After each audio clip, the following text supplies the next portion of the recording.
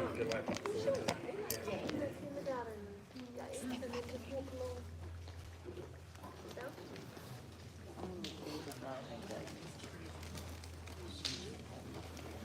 okay. We went to gate 6. Thank you.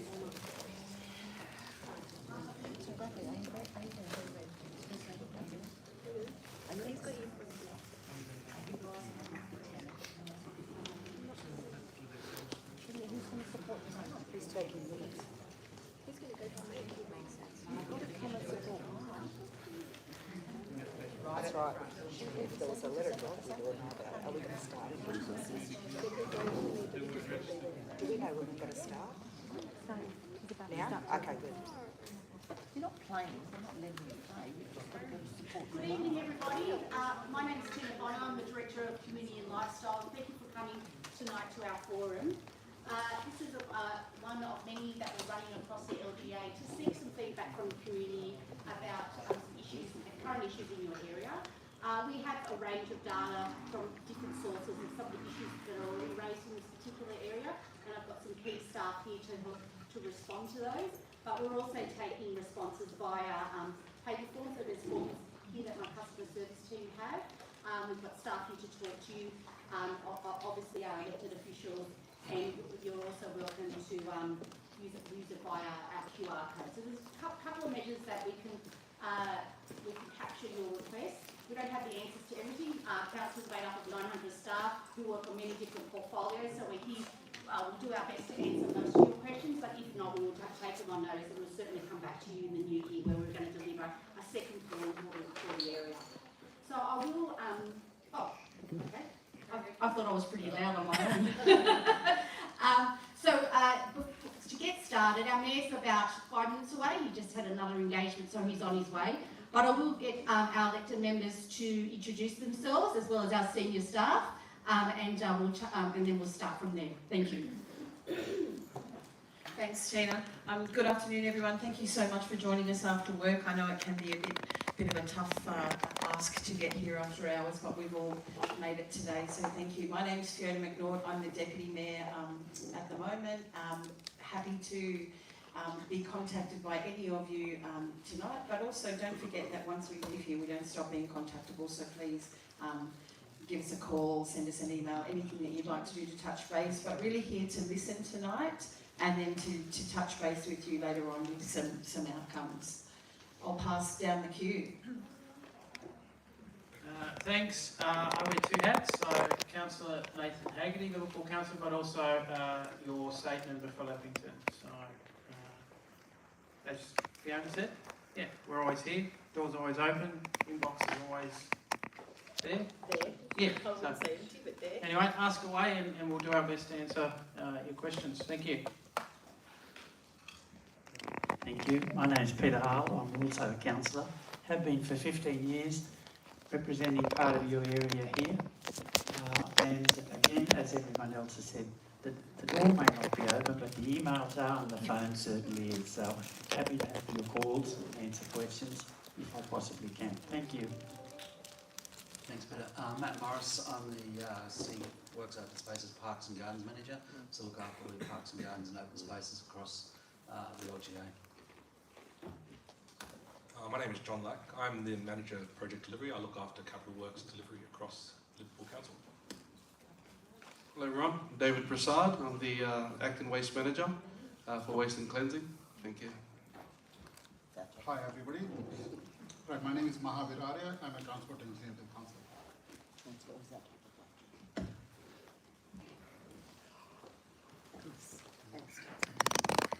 So we also have Michelle over here, who is our Director of Customer Service. I'm not sure if we got to Michelle as well. So over here with the customer service team, so they're more than happy to help you fill out the forms tonight with as much detail as we can.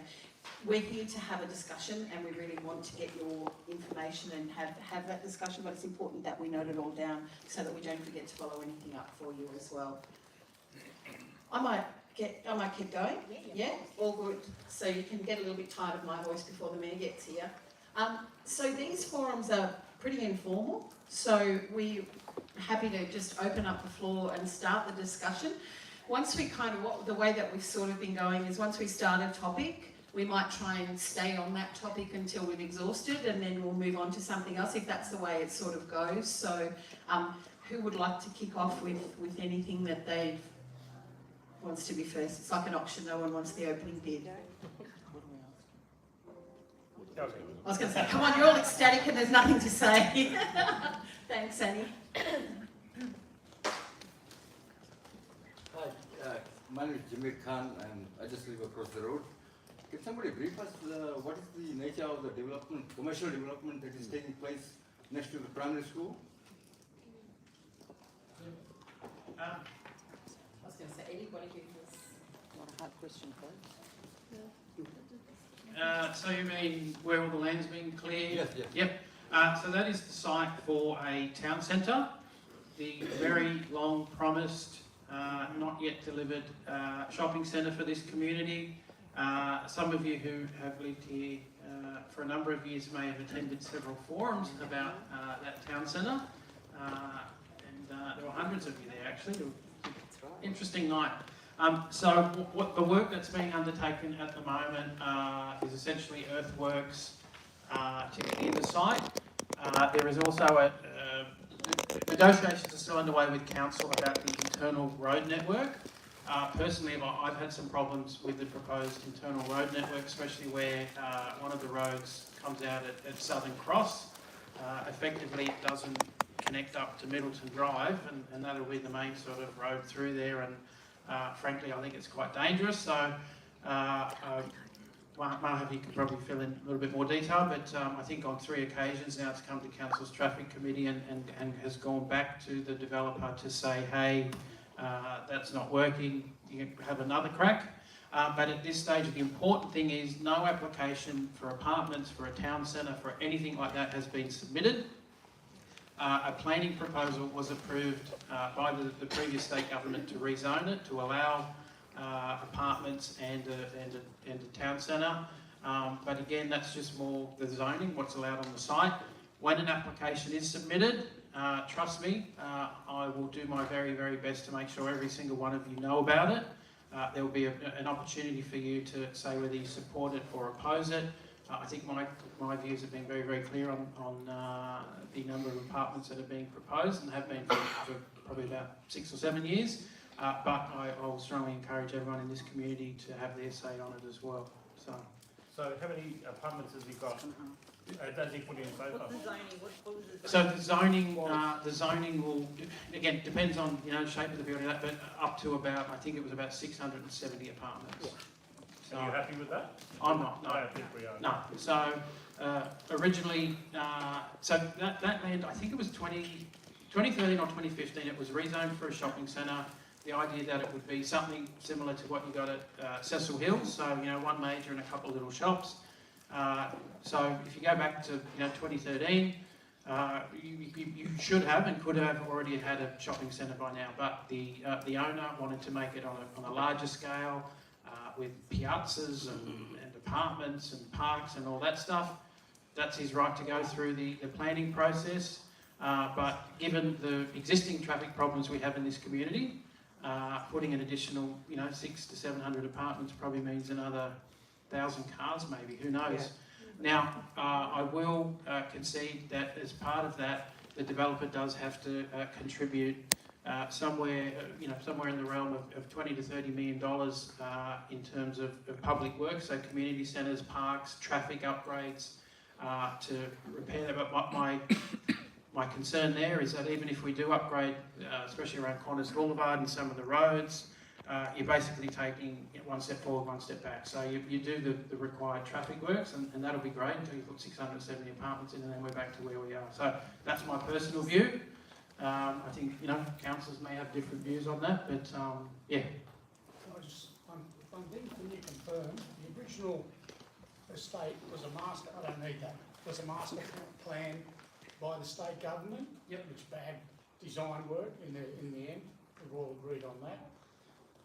Wasn't it more or less the prerequisite was it was zoned for a minimum of 267 units not 900 they tried for years ago, now they're still trying for 671. I think the original zoning was around, yeah, it was somewhere around the 150 to 200. 267. Yep, I thought it was 167. Yeah. I read up something else. yeah, and then again, that was the original. Obviously, that's a lot Something different. similar to Edmondson Park, which works well over there. Yes, but the big difference is you don't have a train station here. Yeah, that's right. And you don't have access to good public transport. Why So don't you keep trying? my personal view is I'm happy to have density and people want to live in apartments and that kind of thing. That's fantastic, but you have to put it near good public transport. So that currently doesn't exist in this community. I know.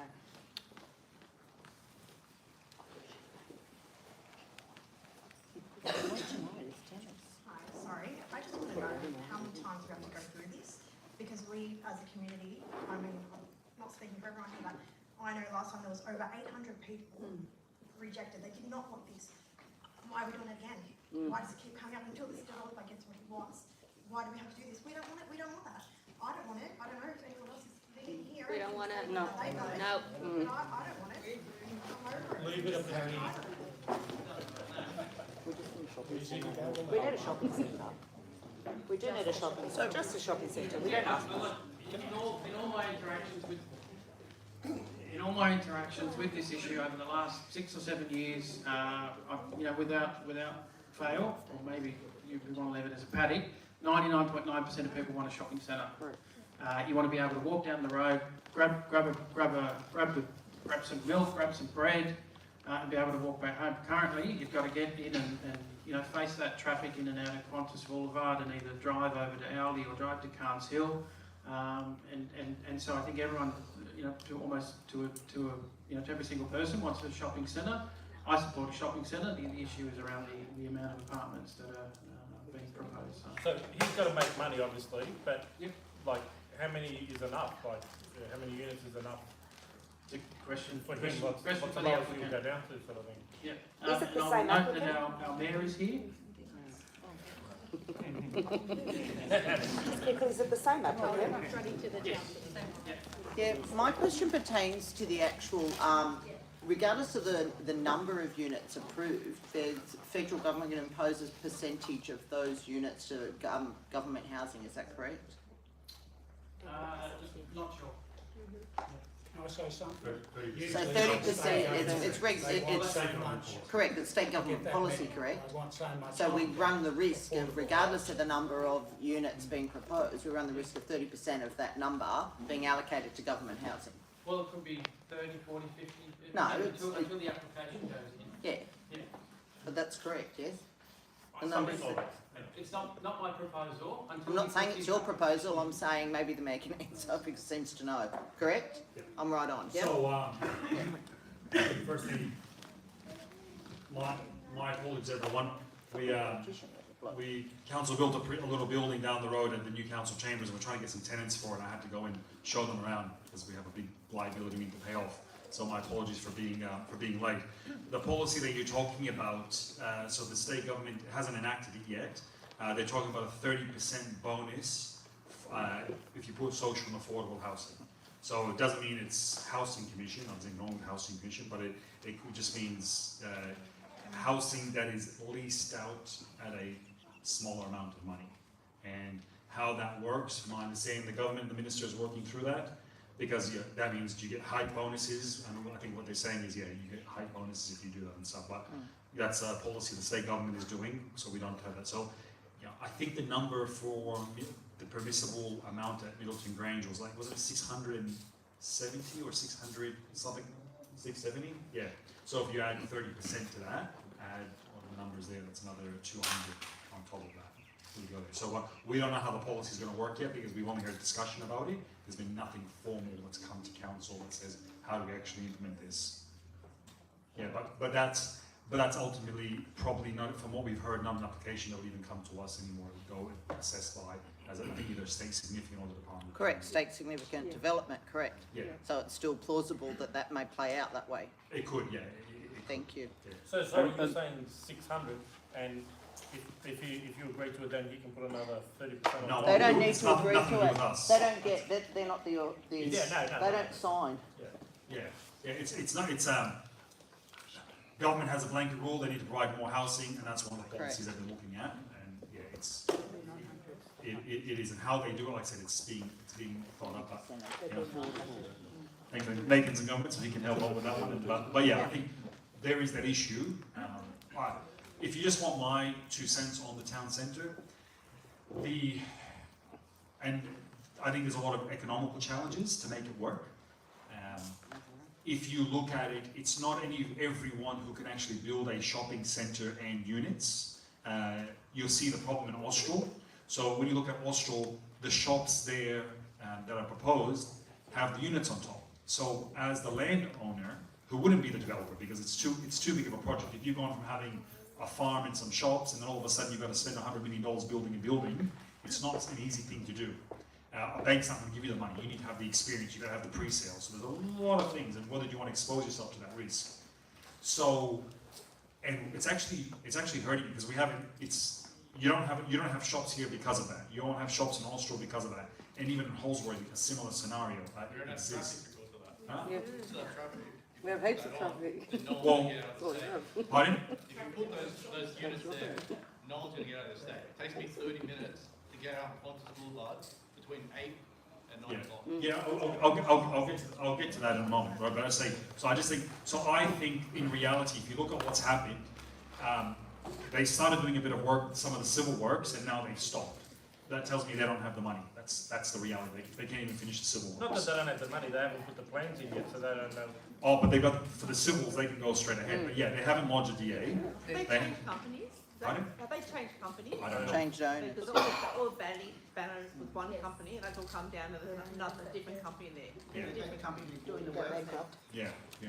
There's a company there now. Yeah, it's JK Rollings, they're doing the groundworks, so that's what they do. They will get the ground ready for construction, so they'll be opening the ground, checking if there's services. Yeah, but that's just contractor. Who's the owner? I don't know who the owner is, but the JK Rollings is the. But they've stopped now, right? There's nothing going on. They were there today on the other side, yeah, near Middleton Grange Public School, they were there. Stupid question. When you say there, were they working? They were working, the water cut was there, it looked like a Vacex truck, there was, yeah. Stupid question, what are they preparing the ground for if they don't have any proposed A, approvals, or B, even indication of what they're going to construct? Yeah, well, Clear it from what? No, doing the roads. There's still roads that are supposed to go through there, parks. So there's community infrastructure that has to go through that. Yeah, but won't the roads differ depending on if apartments go in or No, not? the road layouts are done already. Okay. So wouldn't it make a difference on how, like, if apartments do go in, wouldn't the roads need to be wider or, take everything into consideration? It would be factored into it already. So in Austral, for example, like you look at it now, you've got a minimum road width on every road around the place. So that's done before subdivision. And the DCP amendment that went through recently, that was on exhibition, that was, I think, to alter the lineup of the roads. Okay. So does council have an appetite for actually providing the community centre that our community conveys that we want, i.e. the local shops? Yeah. So the community centre, we had our community meeting day today, which is basically all day committees, and we formed our first, we've had our first meeting for our infrastructure committee and our development committee. So if I can give you a quick little rundown, excuse me if I take a couple minutes, I'll push. So what basically happens is, do you guys mind if I stand? I'm going to be sitting here. So what basically happens is when the developer when you built your house, there's a developer contribution that goes behind that to pay for infrastructure. Council at the moment has $280 million sitting in its bank account. Yep. Now, from my point of view, that's wrong. That should not happen. And that's effectively mean a whole bunch of people have gone to the shops and paid for something, but they haven't got the service they Correct, yeah. So the money's there. The money's there. What's Correct. the council's appetite to actually provide something for the community that provided those contributions? So now there's two things when we say council. There's council staff and all the wonderful council staff that are here with us. Thank you very much. But then there's the councillors, which effectively is us, you guys, as community members sitting here. And there's always that sort of tectonic plates pushing. You either do what the staff tell you and approve what they say, or you lead and you do your thing. So we have been working, we finally got this committee established. This committee, the first 45 minutes we sat there being told about the 100 things that happen and strategies and everything to determine what the community needs. Last night we were at Edmondson Park, at its square, and the community there doesn't have a park, right? And similar to what Middleton Grange was, probably 5 years ago, 4 years ago. And we just said, we don't need a strategy to tell us to build the park that the community's already paid for, right? So our thing is now, how do we now accelerate that spending of the infrastructure, building that infrastructure? So when it gets down to the Middleton Grange one, Tina, we were talking, we were talking about that today. How much there was $5 million in there, Yes. and that had to be in the town centre. Correct. Do you want to give us a bit of a? Do you know much detail about it? Not too much. I just know it's tied into the development, and that's delayed some of the rationalisation. So we're landlocked into the development. We can get you broader detail. Our planning and compliance director isn't here, but let us take that because that's a really key issue for this community. So we can take a little bit. So we have $5 million of contributions that have to go towards this development. Correct. That have to go towards a community centre. Towards the community centre. So we could turn around and say, let's do it somewhere else, not link it to the town centre. That's right, which is where essentially So has happened. the purpose of what we're trying to do and why we're doing these meetings now is, what does the community want? We're not doing big district meetings. We're saying, what do you need in this area? What's going on? And this is not one-off. We'll be back here in February, March, reporting back to you and saying, this is what you talked about, this is where we're going, and having these things as concepts. So you head a steering committee that can provide and deliver what the community is going to actually ask for. Pretty much, yeah. So ultimately, we as councillors control the budget. We set the vision for the council according to what everyone's feedback is, and we employ the CEO, who then employs all the staff. The staff here don't work for us. They all work for the CEO. We cannot hire or fire them. We can only hire and fire the CEO, and we set the organisational structure to do it. So now, what we're saying is, we don't care about the 10 and 20, 30 documents they showed us that tells what we need. You tell us what you need. We're not going to go and design a $20 million facility and say, okay, please find some money somewhere. We're going to say, okay, if we have $5 million, what can we use that for, right? So we'll be more agile and responsive now that we know where we're at. Effectively, we're going to take control of it, right? That's the point, because we're not going to sit here and be told what to do, right? And nothing happening. So I tried to have this meeting 3 months ago without a committee, and I was kicked out of the meeting because I said they didn't think it was appropriate that I be there. So we have to form a charter and all this lovely process, isn't it? Yeah. So how does that impact the developer and the land that they now own? How does it impact? Well, it's the thing. If we walk out of here as a community saying we want to have a community facility, we don't want to link it to the town centre. We now need to go investigate what does that look like. Where can we put it, and the knock-on effects of that. Because my view is I don't see that centre happening for a very, very long time. Right? So So what's stopping council then, if the community has the appetite and the council has our funds, what's stopping us saying, okay, go ahead now, we would like Find a block. Yeah, thank you. Find a parcel of land there, and we would like a composition of, what we're talking about. The corner store, we want the bread shop, we want this, we want that. to put some commercial activity in as well. Yeah, well, we don't want more parkland with our $5 million. We've already delivered that. The community here, we're all talking about actual services that we would gain from. We're not talking about residential units. We're talking about actual retail. Community centre. Is that what you're calling a community centre? Well, a community centre is like a town hall, so we're not in a school doing it. We would be doing it normally in one of our own centres. Is that what you're talking about? Or No. I'm talking about something useful. No. We're talking about a retail precinct then. Okay, let's change the terminology. We're talking about a retail precinct. Yeah? That's not what the money's for. No. So the money has restrictions. For a scout hall. Restrictions, I need another fucking town hall. It's a scout hall, mate. Do you need a town hall? Yeah, correct. I'm wasting my time here. It's very restricted on what it can do. There's a bit of flexibility. A town hall.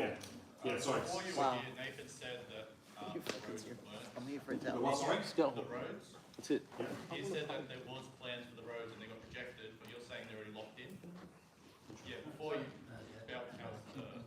Yeah, so I'll clarify. So where the roads are going, you know, initially Middleton Grange was, Middleton Drive was supposed to cut right across sort of diagonally. The developers proposed that they were more of a sort of grid. So that's been approved, but what hasn't been approved is where it interacts with the existing roads. So pretty much there's not going to be an expansion or entries or exits, it's going to stay the same. No, so where the roads are coming out, especially on Flynn, on Southern Cross Avenue, want to make sure that they're safe, and so every time that the developer has brought a proposed traffic works, they've been rejected by the traffic committee, and as I explained before, where the road comes, the westernmost road right along the boundary does not line up with where Middleton Drive comes across diagonally. That is going to be a nightmare. There's going to be accidents there every day unless the appropriate, roundabouts or traffic works are put in. So there's haggling back and forth about making sure that they're right and that once those roads do go in, they're safe. Okay, so there's no plan for extra entry or widening the entry? Are we talking about the entry under the M7? No, we're talking about on the town centre site, the roads that go through that and how they connect up with the existing roads. I think the major issue is just entry and exit points out of the community. Yeah. We don't care what goes on in between because that's what all the developers can argue about. But it's getting in and out, which is extremely unsafe, especially if you live in Parkbridge.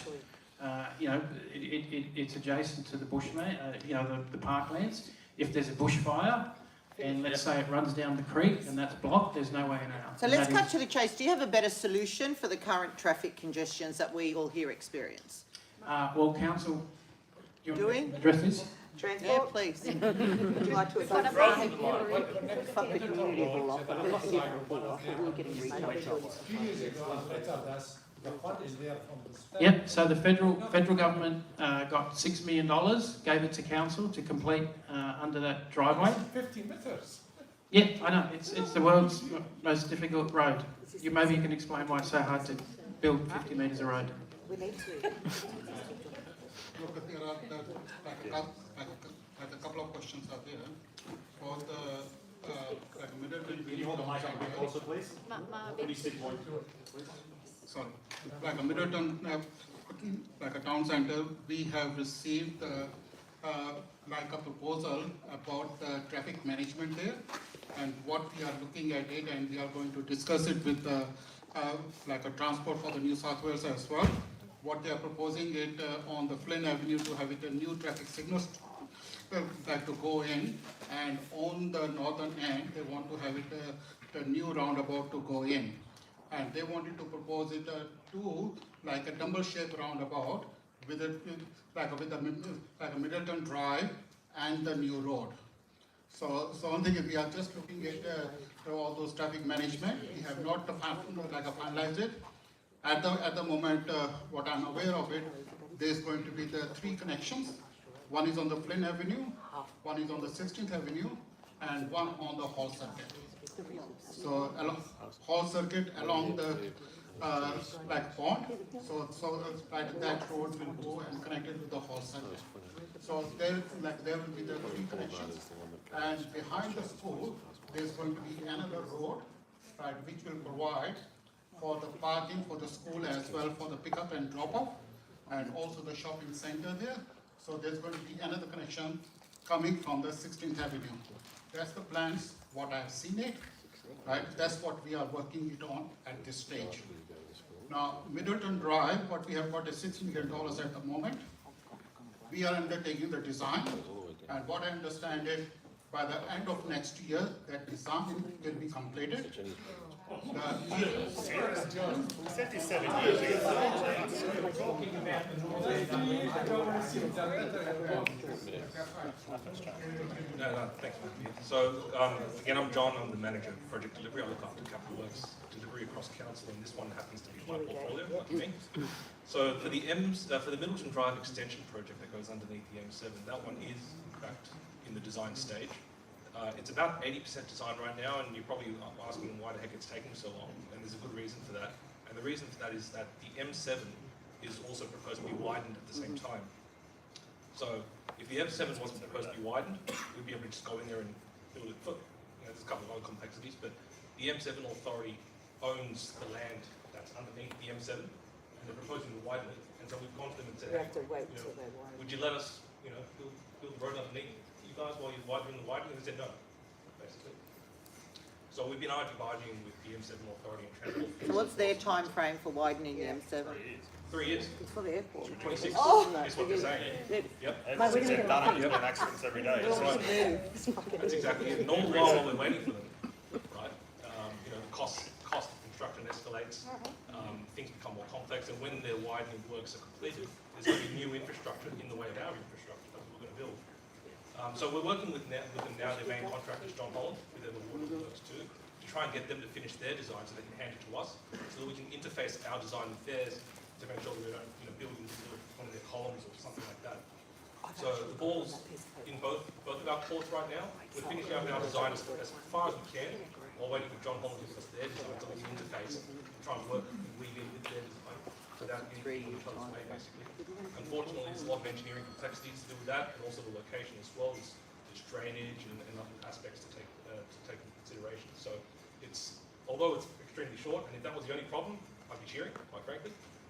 But there's a lot of other factors at play, unfortunately. And in that 3-year time frame, does your planning take into consideration the possibility of the additional number of residents if a development does go ahead within this estate? Unless M7 and Transport approve our design to let us go in underneath their M7, we won't be able to make a move no matter how many people move in. No, but I'm asking, do you have that flexibility? Do you have that in your planning, that what if an additional number? Yeah. Oh, as in like to widen the road or something like that?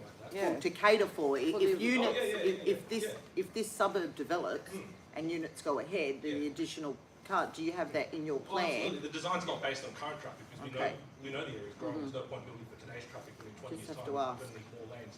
But of course, because the M7's going to be doing their thing as well, and they've got often more pillars in, we're sort of wedged between them, so we can only go so wide as well, if that makes sense. So there's a lot of things at play, and because the M7 and Transport have about $1 billion, and we have a lot less than that, they sort of call the shots, if that makes sense.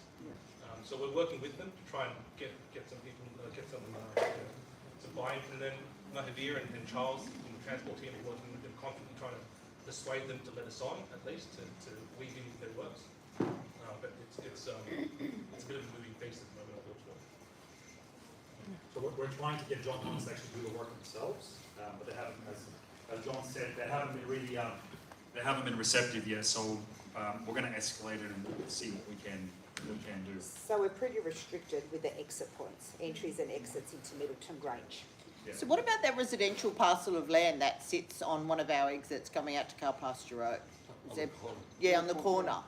Is there been consideration in an acquisition of that land? Would that help?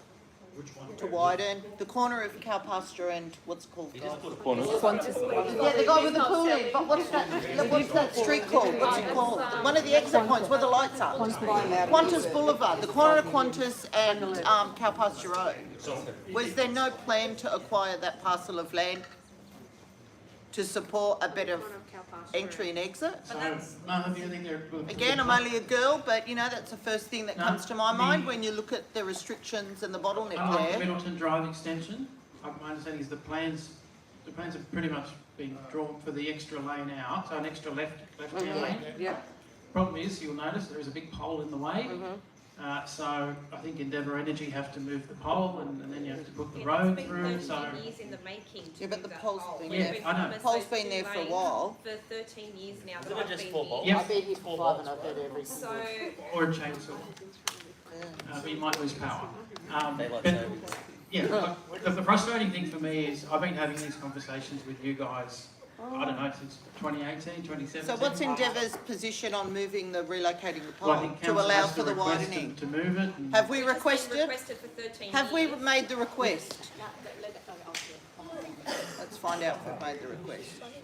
I need a letter drop. I need a letter drop together. Like a council has engaged a consultant Of course. to look at to have it a dual left turn from Yes. Qantas Boulevard onto the Pasture Road. Yes? next year. We had it like a discussion with transport for New South Wales, Yes? and they have told us that if it's going to be the dual left turn, it has to be signalized, Yes. And once it's signalized, then the car pasture road will have it congestion there. Oh. And they want us to add up additional third lane and starting from the KFC all the way past the M7 underbridge. So this will increase cost exorbitantly for us.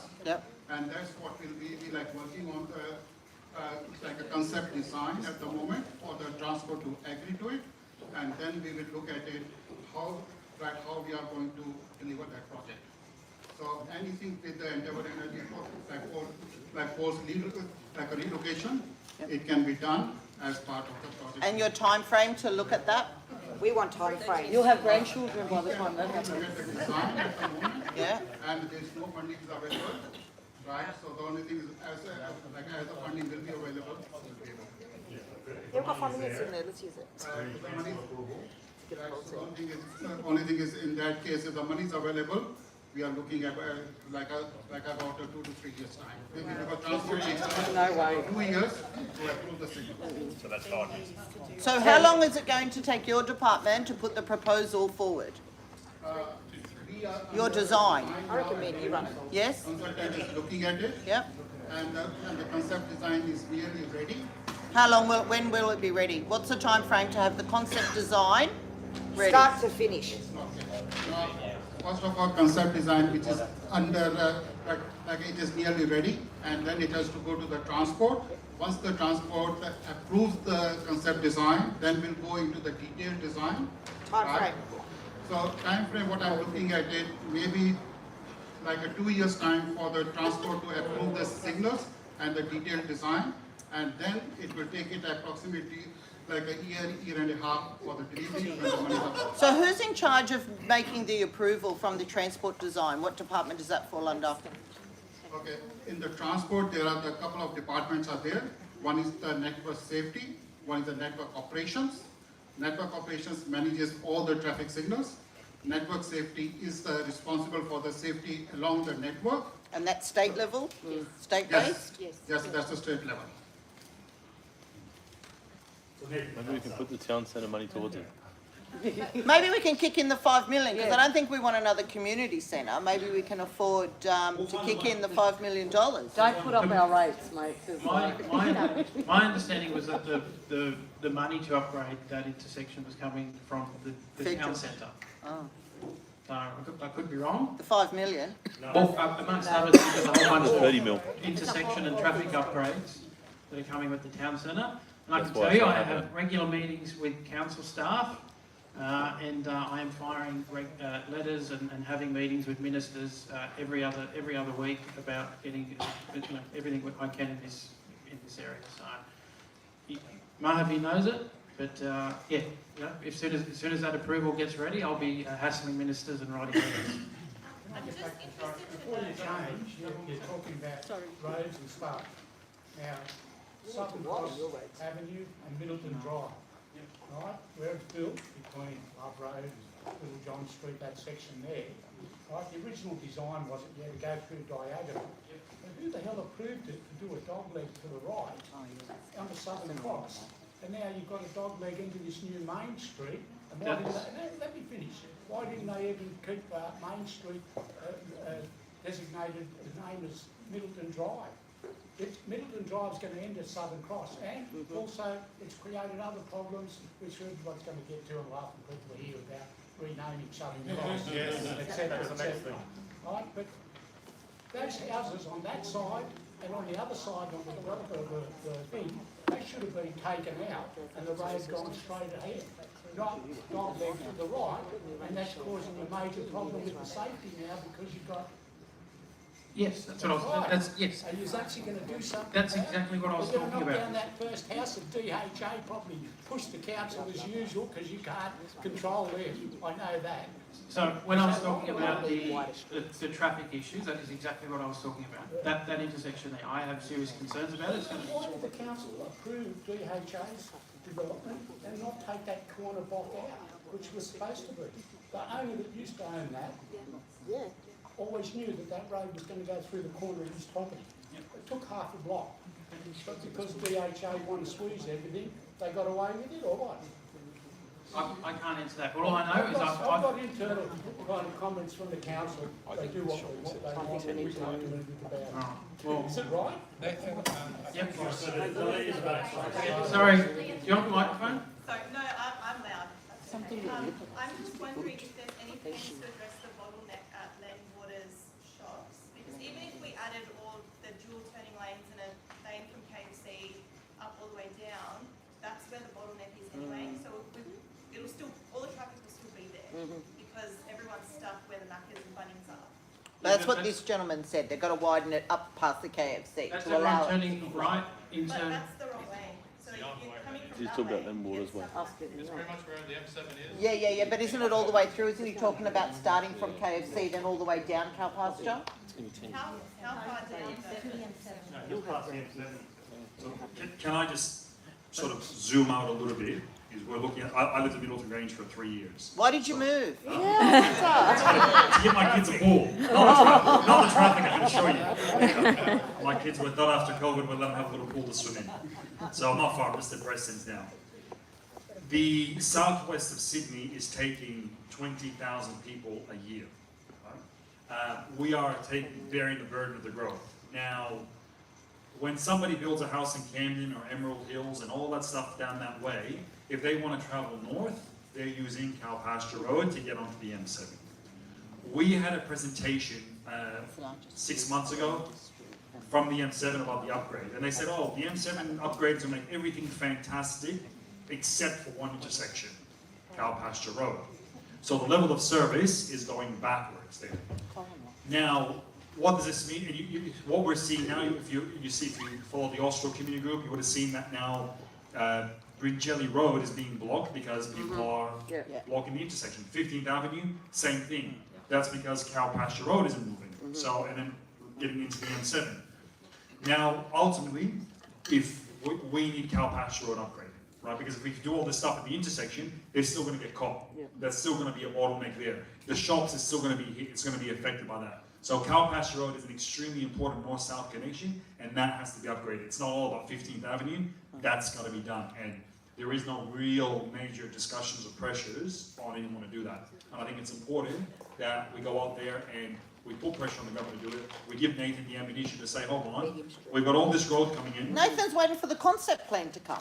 But that's one section. This is the whole. There's no point having double turn lane onto Cow Pasture Road if Cow Pasture Lane doesn't move. It's got no capacity in it. Correct. And that's only going to get worse. Imagine 400 people a week moving into the southwest Sydney. You're worried about the units here. In the scheme of it, that's a drop in the ocean compared to what's happening in this region. And they're all going to the M7. So where should we direct our energies then? It's a state road, but we need to work with Nathan, right, and sit there and say, hey, he goes to his minister and says, I've got all the growth going on in my area, you're talking about housing growth, we need this road upgraded. Now, 15th Avenue is a $500 million project. Is that on your agenda, Nathan, the upgrade of the main road? Yeah, it's got $50 million, which is good, which that will make a big difference. If you get that from that roundabout that's over here down to Cow Pasture, that's going to make a big difference. But then what's going to happen if Cow Pasture is blocked? If everyone's blocking the intersection, you move from here to there, and the growth rates in Austral is massive. So it's a bigger picture, and that's why I said we have to zoom out. And Cow Pasture, if that does not get fixed, we're going to have massive issues, and they know it. They knew the M7 was going to hit capacity in 2019. They told me that, and here we are now finally getting upgraded. So I think if there's anything that the messaging that we as a community have to say is, we're taking the growth. Sydney's not taking it. Most of it's coming out here. We need the infrastructure to go with it, and we're not going to wait 10 years for it. It has to happen sooner rather than later. Coming. So, we need this. And 15th Avenue. And 15th Avenue doesn't even take you there. No, so it's why it's wasn't really it part of the airport development proposal? Why wasn't it a concern? Wasn't it? It would have been reviewed. And when the airport was announced in 2014, we were able to get Bringelly Road upgraded. And Why did they do Bringelly Road though? Pardon? Why did they do Bringelly Road then? Because they all need to be. Ultimately, Bringelly Road, Elizabeth Drive, and 15th Avenue. You look at the increase of people going out Austral Way. Like there's more people going out there than there is out Bringelly Road. So then it makes sense to do that road and not this road. They all need to be done. Bringelly Road traffic, the Bringelly Road should eventually become an extension of the M5. If you look at their long-term planning as an east-west connection. Fine, yeah. that makes sense. Yeah. But you've got all the growth going out Austral, and that road's going to be a dog's breakfast in another 12 months, 18 months. It's just going to get So even when you look at it as a public transport thing, from a public transport point of view, they're expecting everyone to go to Leppington Station, right? So everyone from Austral, the 30,000 houses, 100,000 people, how many of them go to work? They're going to cross over Ringelly Road and go to work. It's not going to work, right? So unless you have the train stations coming through this area, unless we're going to be stuck. That's the reality. And then when they factor a house, they say that every house brings 1.8 vehicles on average. Now, if you go to anyone's house, it's probably 3. You might start off at 2 cars or one car, but as soon as your kids grow up, you got 3 to 4 cars, and that's part of our problem. And then only gets worse and worse. So it's what I'm getting at is Southwest Sydney. If we don't start making a lot of noise for infrastructure, it is only going to get worse. I cannot see a way it gets better. That's unfortunately. So if no one's going to support a shopping centre with 670 units because there's not enough exits out of Middleton Grange, and the only way to get an exit out of Middleton Grange is to wait for the M7 widening before we can then build another entrance onto the M7 underground, that's going to be 3 years away before we can even start doing that, which means it's probably 5 or 6 years away before we can have that exit road built, which means it's probably 10 years away before we get this shopping centre. 100%. So is that pretty much what we're looking at? Pretty much. Realistically, let's be honest. So I reckon the shopping centre, if they went out there and lodged a DA today, you'd say a year, that it's a year plus. But no one's going to support having a shopping centre with 670 we don't units want that. without more exits. And no developer is going to just build a little shop and make $2 out of it. That's right. No. So nothing's going to happen long term. You just said no infrastructure too. It goes onto schools, onto hospitals, Liverpool Hospital. Like it has an effect on everything. Yeah. And that's why I think we're all just frustrated with this because I've been here for 13 years. I've heard this story before. Our safety is at risk. You know, it used to take me 20 minutes to get to work. I'm a teacher. I have to leave at 6:30 to get to work. Otherwise, it's taking me an hour 15 to get to Wetherill Park. Tonight, I left Wetherill Park at 5 o'clock, got here at 6:10. So it's frustrating. And that's what you're here to listen to us. This is what we're telling you. Regardless of the town centre, roads, this roundabout at the top here, The accidents that happen there, I've lived for 14 that years. has to have something done. Every week. It was on last Facebook, I week. think you commented on it last week. When the car Yeah. We're all in danger. Park Bridge. How frustrating and disappointing it is to us Yeah. as councillors when we're told that they're not going to look at our transportation infrastructure until 2052. Come on, we're as frustrated as you are. So how can you escalate that? We've got to start lobbying. We've got to. That's been what he lobbying gets for paid to 13 do. years. The greatest opportunity. That's what he gets paid to do. Yeah, so specifically on down here, the traffic committee met last week and they've approved speed humps on the approach That's not going to do anything. on the approach to the intersection. And what about crossing the keys? I've seen it go in other places and it is quite effective. So as you approach, there's a speed hump, slows you down. You've got a Speed up till you get to a road. And then there's a speed hump going on Flynn Avenue. I live on Flynn Avenue. Give me a point. In 2021, we received the plans. Yep. And nothing has happened since then. I have followed up with the civil engineers or whoever made the plan, which is the only contact I had. And they verified it's with council and it's held up there. So Yep, I don't know so what's happening with that. it was supposed to go in, I think, in the last school holidays, and then the school proposed rather than having it as a speed hump, having it as a wombat crossing, which is basically a speed hump with a crossing on it. Came back to council, that was approved, and the hope is I'll be pushing to make sure it goes in, trying to get it in over the next school holidays. So yeah, and I agree with you. I've got correspondence going back to prior to 2021. I pushed really hard to get a speed hump in. Unfortunately, they decided to put one down there, which is absolutely useless. And I think it's about 30 mil off the ground. It's useless. If they put it up here and made it 75 mil, then I think we would have been able to slow traffic down. So, yes. I've spoken to you before about I live in Flynn Avenue himself, and I've spoken to you about the speed hump. Our street is used as a speedway. It's a drag strip. It's only a matter of time, as I said to you before, so like cars goes into a house, kills someone's family, blah, blah, blah. It's happened already. Yep. And Haven't seen police visibility for a while. They used to be around Yeah. nearly every other but what morning. about closing a street off at the top of the, like we spoke about 4 years ago, it's closed here, about closing the top of Flint Avenue to stop these idiots flying down the street. Yeah, the plan is to eventually close Flint Avenue because it's part of the parklands, but that won't, because people use that as a way to sort of get in here through 15th. The state 15th's in, that won't be closed until 15th's upgraded. So, we get truck and dogs come down that hill, at 100 mile an hour, it's out of control. well, you shouldn't because it should Well, they have do. a weight limit. They do, because they take it as a shortcut, so they don't deal with all the bullshit around. Well, again, yeah. Maybe we can we make a request to get police patrols? Yeah. Police, they need the police. Yeah, thanks. Look, just with your permission, I'm just going to take a slight detour, no pun intended. Just in relation to, like in relation to sanitation and garbage collection stuff. There's a few councils around, like Sydney, that have started doing this thing where the red bin, or that is to say the garbage bin, gets collected every second week as opposed to every week, as we've been experiencing it. Are you guys going to start adopting that anytime soon? Because to be honest, it doesn't sound like a good idea. No. We're definitely not. We're definitely going to have the red bin every week. So that goes. So what that is FOGO. So it's by 2030, every council has to implement what they call FOGO, which is food organics, garden organics. Basically, your food waste goes into the green bin. That's what the what everyone has to do. So we're looking at when to implement that, but we've said 100% that the red bin will happen. But the red bin will happen every week. That's not going to change. Good. Yeah. So the difference. So 40% of the waste they've estimated of the red bin is food organics. Right. So if we were to, the way we're looking at doing it is having the green bin every week being picked up as well. With the red bin.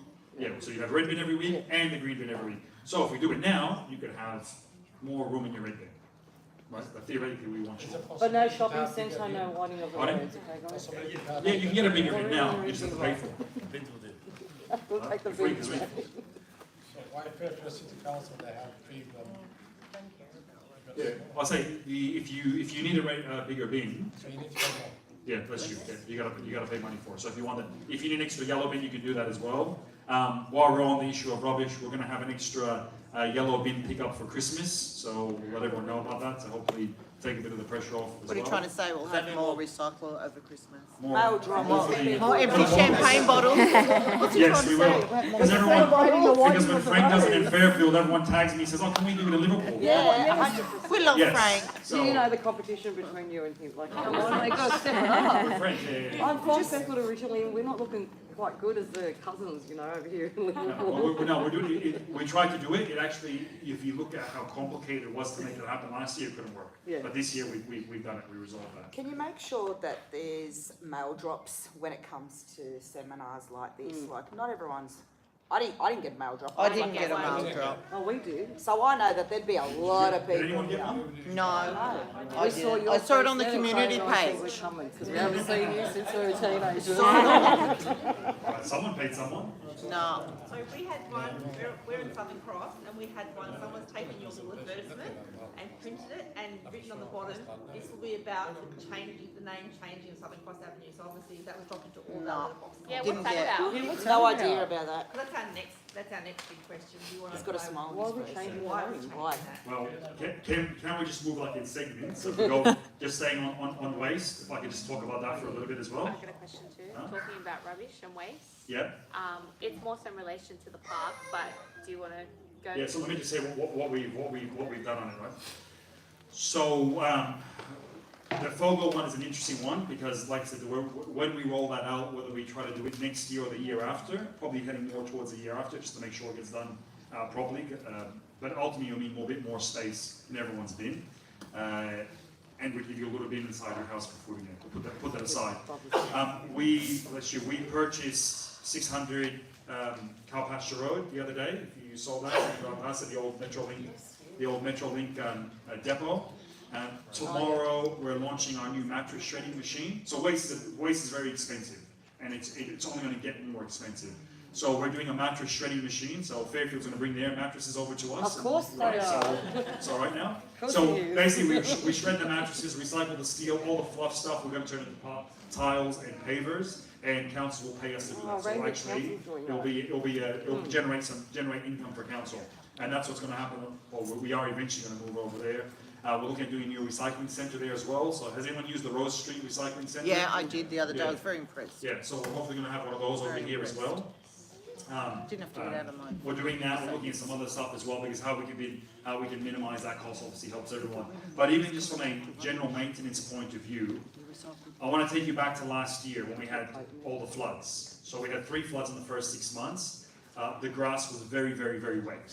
Now, the grass that we usually have are normally detention basins, so they're meant to absorb all the water in the area. So what would happen, Matt explained it to us, the grass grows very quick. He couldn't get the machines in there because it was still too soggy. When you go and cut the grass, because it was so high, 1, it took more time, but 2, it put more strain on the machines, and the machines would break down more. So then Matt took us to the depot in Rose Street. The building over there is not really fit for purpose. Probably 60, 70 years old. It's just basically a shed, an old bricked up shed that had a hoist in it. So it was very dangerous. And if your mechanical workshop, when you have over 300 vehicles, isn't running efficiently, what happens is your machines are taken offline and it has this domino effect. So that's why we've invested in this new facility here, which is now state of the art, which will see it service a dividend there. Devonshire Road Depot is up and running as well. Now, Liverpool from the city to from the Harbour Bridge to the city, Liverpool from one end to the other is longer than that. So if you can imagine how many times we talk about traffic, our vehicles get stuck in traffic every single day. So you will see an efficiency in that coming forward. We've also done 2 other things as well, which is going to help out. Other than putting more staff on, but we're putting telemetrics. So telemetrics basically tells us where every vehicle is, where it's going, what it's doing. We're going to get to the point that you as a community will be able to log onto the website and you'll see where every vehicle is and what it's doing. Customer service, when you make a phone call and say, oh, there's rubbish over here, they'll be able to see where the vehicle is and allocate that. At the moment, we don't have any visibility over that. So that's going to help us get things more efficient and being more smarter, because once again, if you can save 10-15% of your time, that makes a big difference. So there's a lot of changes in there, which you will see will make it a bit easier. But on your question about the park, maintenance of the park? The facilities specifically, we've been down there quite early in the morning, 6, 7 o'clock in the morning, and the facilities are just filthy. We've got young kids, we use the water park, it's great, love it. But by about 8, 9 o'clock, you can't use them. They're disgusting. So I know they get cleaned, but how frequently are they getting cleaned? And are they coming more so on the weekend when the need is there? Yeah. So we resolved as a resolution of council to increase the cleaning on the weekends of our parks where the toilets are. Yep. Right. But how much of that's been acted, I'll hand over to Matt or who is Matt? Do you still have them, Tim? No, she doesn't have it anymore. Cleaning up the toilets. Cleaning the toilets. Yeah. The park itself.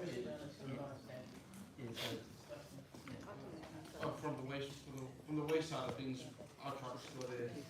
From waste, our trucks go there at least 4 to 5 to 6 times a week.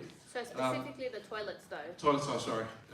Specifically toilets, yes. It's disgusting. We engage a contractor and then we ramp it up through. So on a Saturday, how often are they getting cleaned? It was, look, I have to get more closer to the detail, but it's my understanding that it was twice a day that they were And at what times is that? Well, I couldn't tell you that exact detail. But I think Because one of them will be about 6 o'clock in the morning, because we've seen them there at that time. So I'm a bit curious to know at the other point is when and the other particularly point is. when and look, and they don't always follow through, and we've had to have a discussion with our contractors.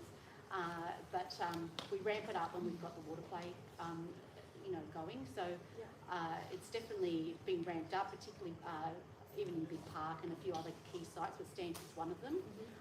And also having passive activation there, through our food trucks has helped sort of that vandalism and things that were going on when we first it was a brand new facility and people were destroying it. Was really disappointing. So we're trying to do a couple of different things through passive surveillance, through activity, and the food trucks, as well as ramping up the cleaning.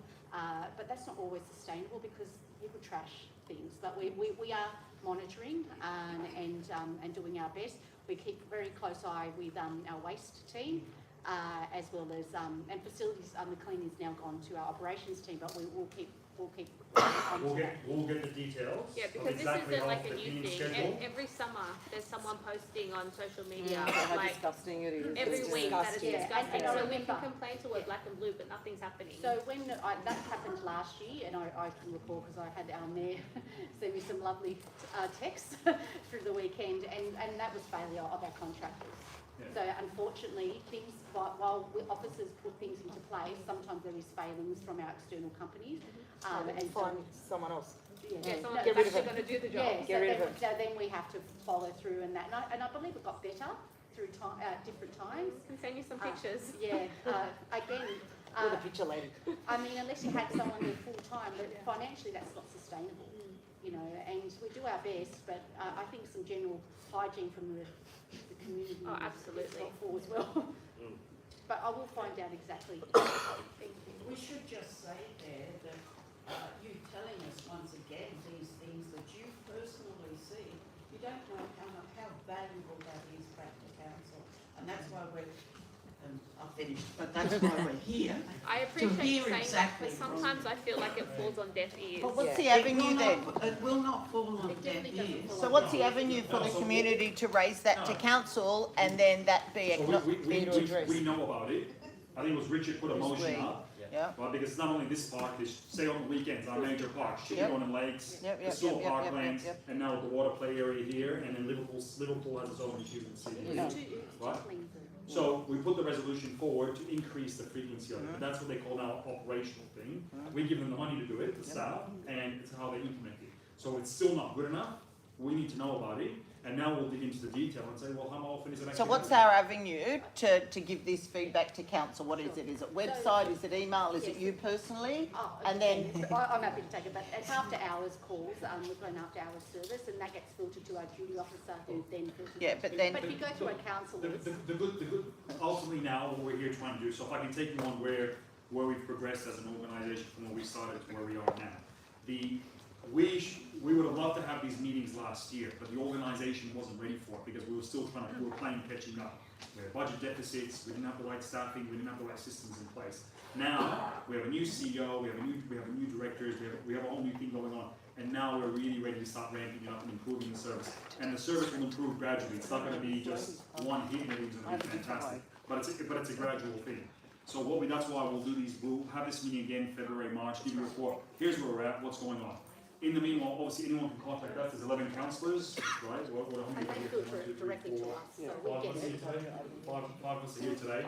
So you can either contact us, but obviously, we're on social media, we see what's going on, we feed it back to the staff. So ultimately, we'll now get back to you, this is how it's going. If it's still not good enough, tell us, right? So tell us, post it online, send us an email, right? We're gonna hold us And I accountable. can assure you it comes to us, because last year we got a couple of those, When you hire these contractors, do you tell them your expectations of what is expected of them on a weekly basis, daily basis, or whatever?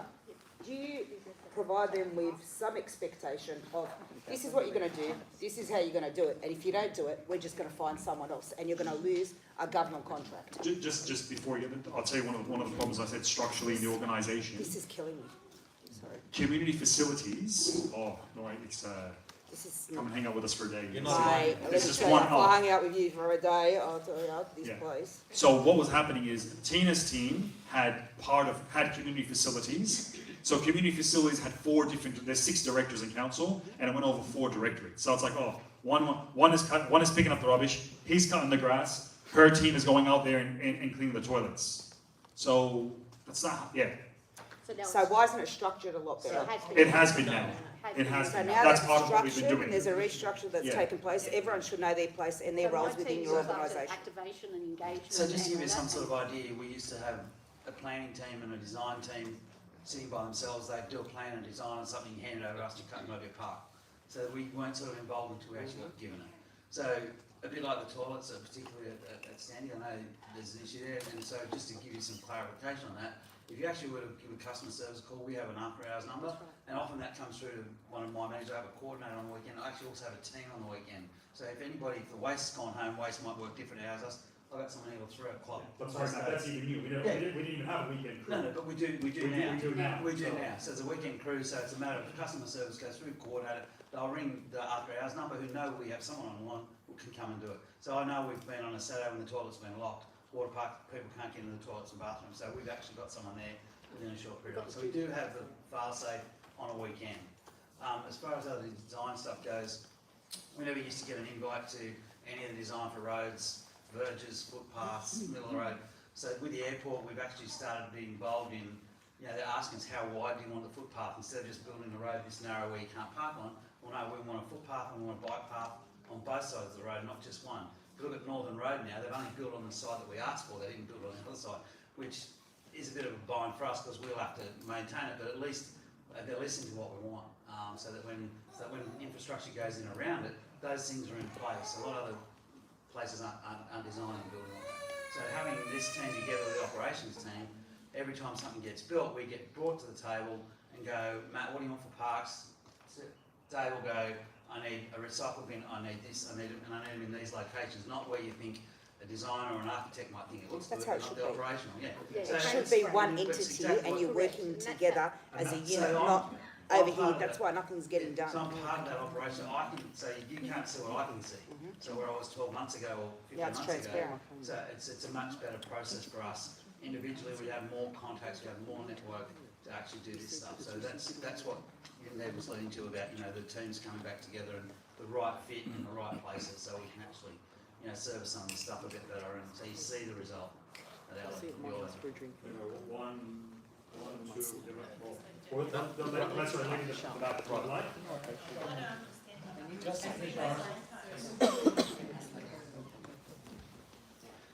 Thank you. Firstly, just really appreciate that you're willing to listen. Thank you for that. I'm just aware that we're running out of time, and one thing lots of us want to address is the proposed change to Southern Cross Avenue, the name change. Can you stand up if you're here about that and oppose that change? Like, if you oppose it, can you stand up? Yep. Well, we oppose it. We didn't even know about it. I didn't even know about it. We knew nothing. So I'm going to stand up, but I don't know anything about it. We knew nothing about it. But I don't know about it. Nathan, you received an email. Just What are they going to call it? I sent it to the council. So why is that even a thought? So that's was my next question. So it's come from somewhere. I got a petition, I think it had 40. 42, I got a copy of the petition. 42 signatures. I submitted it as a motion to the council meeting and was asked to withdraw it because it will be coming to the meeting next month. It's a wicked problem that goes back to the fact that whoever named the roads is an idiot. Why we like Southern Cross? I like Southern Cross is fine, except when you get a bit further down, it's called something else, and it's changes. called Circuit. Yeah. So It doesn't matter. it does. Weird, man. So it does. My suggestion was that they just name the whole thing Southern Cross Drive, and you just if the last Southern Cross Drive is 68, and you go 69, you go there. Now I'm told that makes things difficult. So look, I think they should just work it out. But I know there are some people who've lived on that road for quite a while. In fact, one of them is here today. He's seen his address changed 3 times. He hasn't moved, and he's now facing a fourth change to his address. So it's difficult, and I've been pushing council staff to leave it as Southern Cross Avenue and change the numbers. But I'm being told for a number of reasons that's difficult. Does anyone know a little bit more about this one? So what are the reasons? How is this possible? Can I just say something? Give me the petition. Hold on, I'll pull up. There's 51 houses on with Southern Cross Avenue. At Reardon Avenue, where Middleton Drive is supposed to meet, they're supposed to be this side, yes, but because someone stuffed up with the Middleton Drive intersection, which you say is a safety issue now, okay, it was Southern Cross all the way to the school. They changed it back to 17th Avenue East, that side, because Middleton Drive was supposed to go directly across. And Southern Cross Avenue was supposed to dogleg to the left on this side, and on the other side dogleg, so it would be broken. That was the original master plan, right? Yep. Because of that, that side, 17th Avenue East, even though it was Southern Cross Avenue all the way down for a while. Okay, that's fair enough. Then somebody changed the road design for the shopping centre and dog-legged Middleton Drive round there. Now you've got Southern Cross as the priority road, not Middleton Drive. Who the hell approves all this sort of stuff all the time about using foresight? Now getting back to the numbers, right? You have 51 houses up here have got Southern Cross Avenue. I talked to Danielle in your department or something to do with Stendara or something, whoever he is, right? And she said, look, whichever way you go, even if we do rename it all Southern Cross Avenue all the way down, you're still going to have to change a number. And I've talked to the neighbours and they say, well, hey, you've got to kind of give a bit. But why can't you leave Southern Cross all the way? Everyone now, over the last 10 years, knows it as Southern Cross. That end of the street, yes, people think it's Southern Cross. Hall Circuit, nobody lives on it.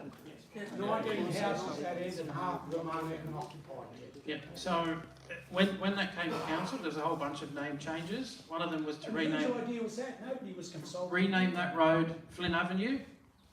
In the meeting next week, the proposal is to rename that entire thing Flynn Avenue. So if they can rename that all Flynn Avenue, I don't get why they can't name all that Southern Cross Avenue. Why is 16th Avenue on that end still 16th Avenue? Well, that's the problem. I've heard from many of you who say you don't get your mail, you dial a pizza and they call you from 17th Avenue Austral and they say, I can't find your house. So I agree with you, but if there is if people are willing to give a little in order to have the whole thing called Southern Cross Avenue, if they're willing to have the number of their house change.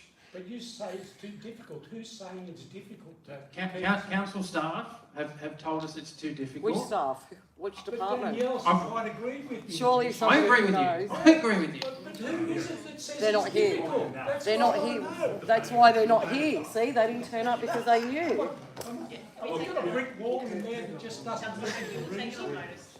Yes, I'll answer Well, that there's for quite a you, few yes. people that have come in. I'll pull the report up. Yeah, we're getting, one of the staff is going to call the relevant manager. But it's, yes. And actually, getting back They're to playing it, tennis.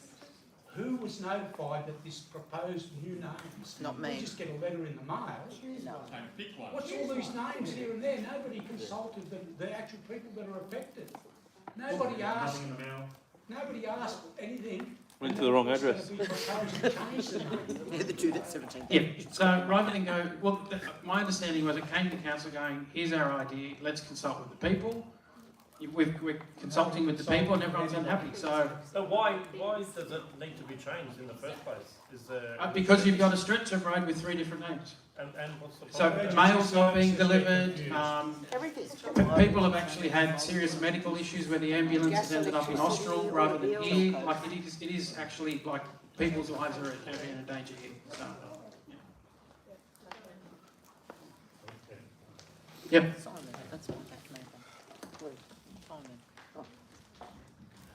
Hi, Simon Messina. Can we talk about possibly spending some money at Michael Clark for an aquatic centre or some type of swimming out there, just to make it a bit more efficient rather than having a leisure centre? We all talk about growth at Austral. We've got no swimming facilities here. A lot of schools are being developed. Schools. There's really no efficiency, and it's not working. And Liverpool Leisure Centre is just grand. So can we look at spending some money and putting a pool there, like a 25-metre pool or a 50-metre pool? We've got 5 million. And also my next question, my final question is... boss. Is make it happen. One more thing, the application for a tavern in Middleton Grange. Yeah, you know what? I prefer the tavern over anything, mate. I'll tell you that. Is that moving forward, or because that would actually fast track any type of development that's going to go up here? All the rest of the noise falls away. Look at Gregory's house, they've got a tavern. And apparently Austral's getting something. Austral's getting one. They're getting some sort of hotel. Inside of a school or a church, is that true or not? And that's always been the issue with tavern at Middleton Grange Town Centre. Yeah, off the top of my head, I don't know, but I'll have a look. Been going on. It's like the club down there when they... Oh, the Serbian club, They wanted to relocate and they said, oh, I said, you can't, there's a church there. Yeah, the application was lodged not long ago, wasn't it? For the pub? What was it? for that, the tavern? The previous owners of that town centre sold it because they couldn't get. DeAngelis owns it, DeAngelis were building it. Yeah, they couldn't get approval for a tavern there within the shopping centre, and that's why they got out of it. That's their game.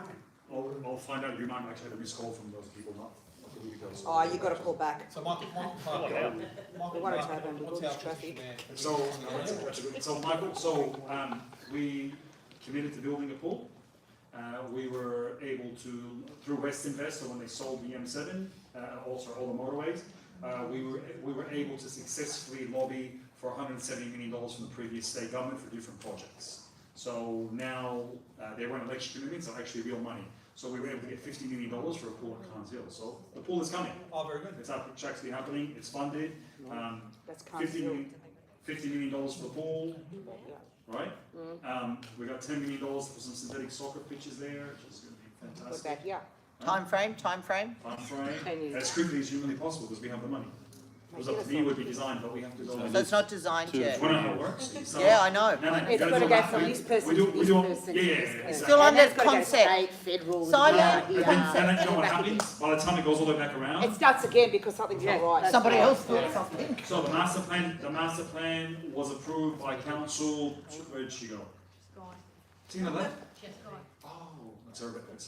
So the master plan's been approved. 50-meter pool. That's deep. We did consultation about that, so we've ticked that box. It's now going into. I think they've just engaged the architect to do the detailed design. So I can assure you. Yeah, That's very good. it'll So move we as come out quickly with as something possible. that we're spending money on something efficient. Yeah, it's fantastic. No, that's what we have. That's going to be great, and that's all that land. You would have seen on Cow Pasture Road behind the centre. Right. So you have a couple of synthetic fields, really amazing parks. There's a few challenges with the power, with the wires going over it. We can't really do much with that. Putting them underground is going to be very expensive. So And is there Maybe you can do the same with that pole. Has there been any applications, council, to behind landmark for any extensions of more shops or anything like that? Just on I think there is something. I think behind I the see shops, is there something coming in there like Coles, or is that going? I think I saw some sort of application. Did you answer the road? All right, if we can just go back to the road, if we go back to the name. Waters, where algae is. Algae. And Critics land. just on the pool, There will never be a shopping centre. that money was in the recent budget, and I think we can call that a very good example of the state Labour working well with the local council to do anything. So Keeping our commitment is very good. that's right. All right. If council proposes to retain the name Southern Cross Avenue and apply it to the whole corridor, renumbering the existing Southern Cross Avenue properties to the whole corridor, renumbering the existing Southern Cross Avenue properties would need to occur.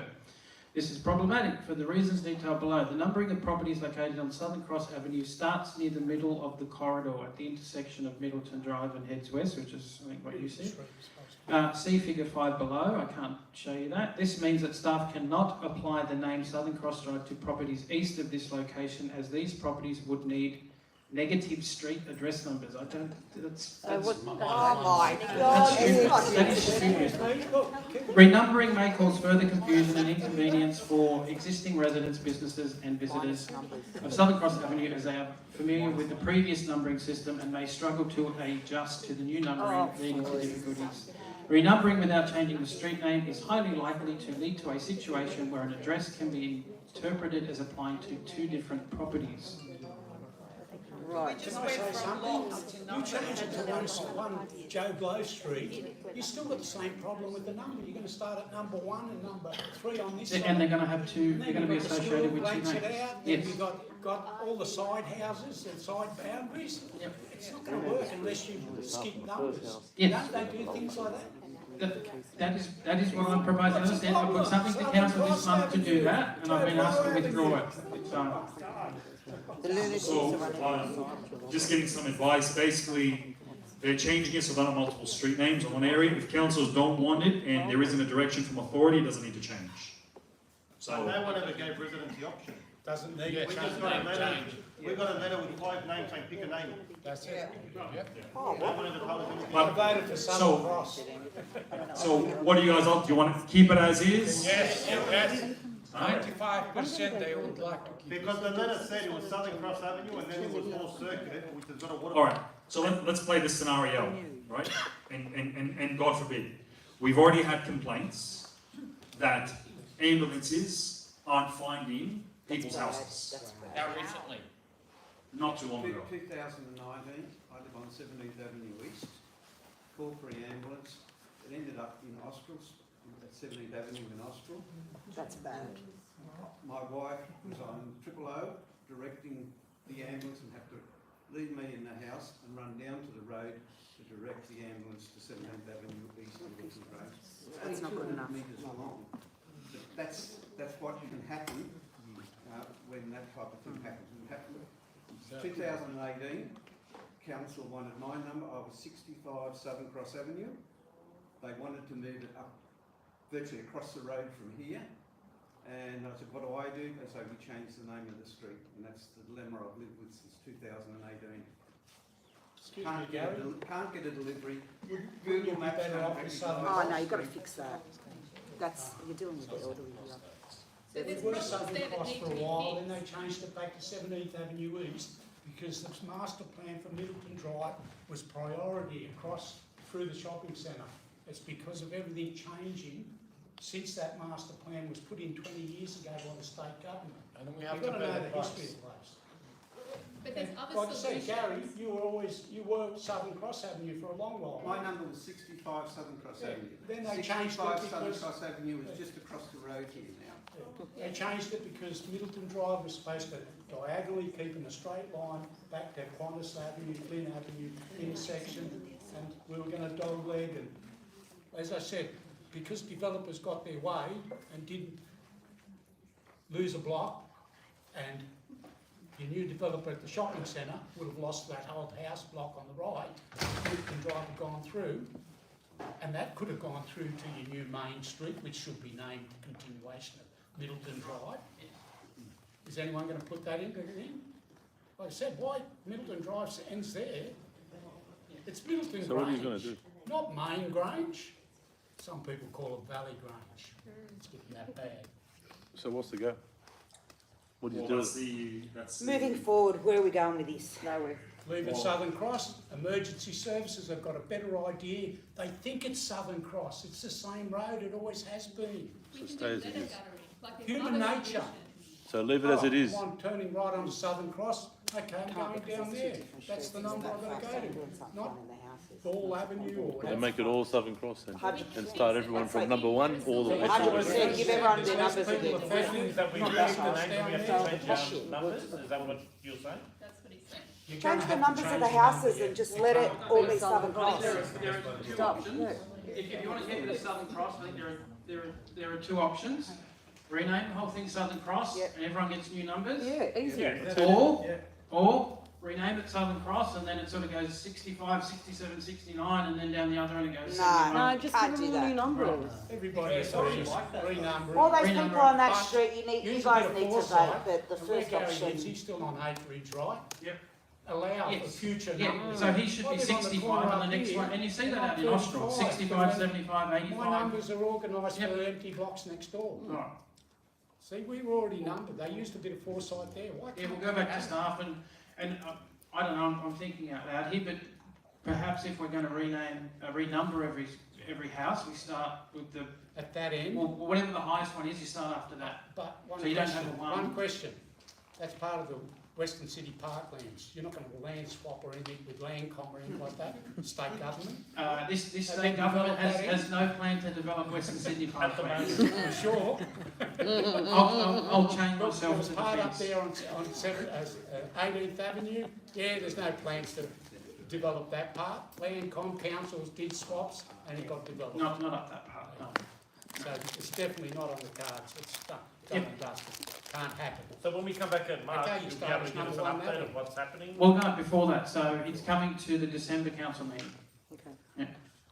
Yeah, we'll get some work out what's And we'll get better something way. in the mail, or like you sent something out already?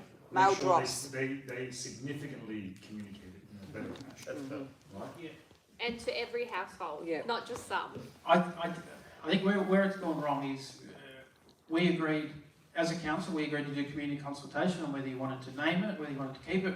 So there were 3 options in the report that came to us, and it was, okay, go out for community consultation. However, I think in the communication that's gone out to some of you, it just only gave you the one option. So I think we just need to be clear on any future... Transparent. Yeah, that there's more than one option, but if you haven't already, well, I've sent through the petition, but please, I think it tells you to go on there. Please lodge lots and lots of objections, but I don't think we'll need to do that now. But lodge lots of objections, and I'm sure everyone will keep you updated, and I'll keep you updated on the Facebook page as well.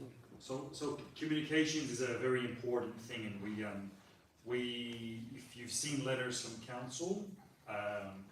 They don't use the simplest language. Yes, they talk in a very complicated way. And we try to say, don't just make it straightforward, simple, easy. So that is kind of happening. We also say to them, now it's a different world. You don't have a local paper anymore, but you have the Facebook groups. So if you want to communicate, why wouldn't you go and post on a Facebook group? Most of them allow us to. Some people don't. Some groups don't allow pages to post. So we're trying to get into that a little bit more, and our comms team is doing that slowly. Then when we post, why not respond to people? I don't know if there was this astonishing idea that we try to communicate with them. Someone posts something, or someone asks a question, respond back to them. Because if council doesn't respond, guess who they tag? Myself, Nathan, others. We've seen it. Right? And we're sitting there at 10 o'clock at night saying, trying to relax, and so on Facebook, and then there's, we all know what happens. 100%. So it's like we're now the staff is ultimately one of the changes that we did in the organisational structure is we now have a director of customer service and that's Michelle who's with us here today. Michelle is a local resident. Pretty much all of our directors either live locally or have lived locally. They have that connection, so they've got effectively skin in the game. And the reason why we've done that is council gets confused on what it's actually supposed to do. It's supposed to be customer service, really. Make sure the place looks clean, pick up the rubbish, make it work good. So we need Michelle, when she sits as part of the executive, saying, here are the issues that are happening today. This is what people are talking about. All right, how do we fix it? We need more money. We need more crew. We need this, whatever it is. So that's what we're trying to do. And with comms, once again, Facebook, those pages are a great way to communicate because that's where everyone is. Let's face it, it's easier to go over there and post and make it simple. We're looking at, I know the Snap Sense sold, but we're looking at developing an app. Annie over there, who's organising these forums, she's actually developing an app for council with a bunch of local uni students. And hopefully if that works out, well, I've never been a big fan of apps, but I think this one potentially could work very well, where it just becomes simple. Because ultimately, you say, who should we contact? You shouldn't have to contact us. We should be preempting everything. That's what we need. That's what we need to get to. But we're building up to that. But also, we've still got the elderly. Yeah. It's not for everyone. You can't just assume that everyone's on Facebook because there's a lot of people that aren't on Facebook and on the internet. And come to our seniors concert, which is going to be held next 2 weeks' time. What are you trying to say that on? So, and I tell you what, that gets sold out. Like, we have to. I believe it. We do it over 2 days. So. Is that where you give them the mail? No, does anyone get the newsletter that we send out every quarter? No newsletter. No. What newsletter? You got it? I didn't even know you had a newsletter. You don't get the newsletter. No. Did you get my newsletter? Yours, definitely. Yeah, you put it. We got yours. You put it in your direct mail, don't you? Yeah, it costs $1 to send out. We just junk mail it out there. So yeah, okay. So you guys aren't getting the newsletters. No. I love how we're getting his and we're not getting. No, because he's got a communications allowance. He spends $1 to send each one.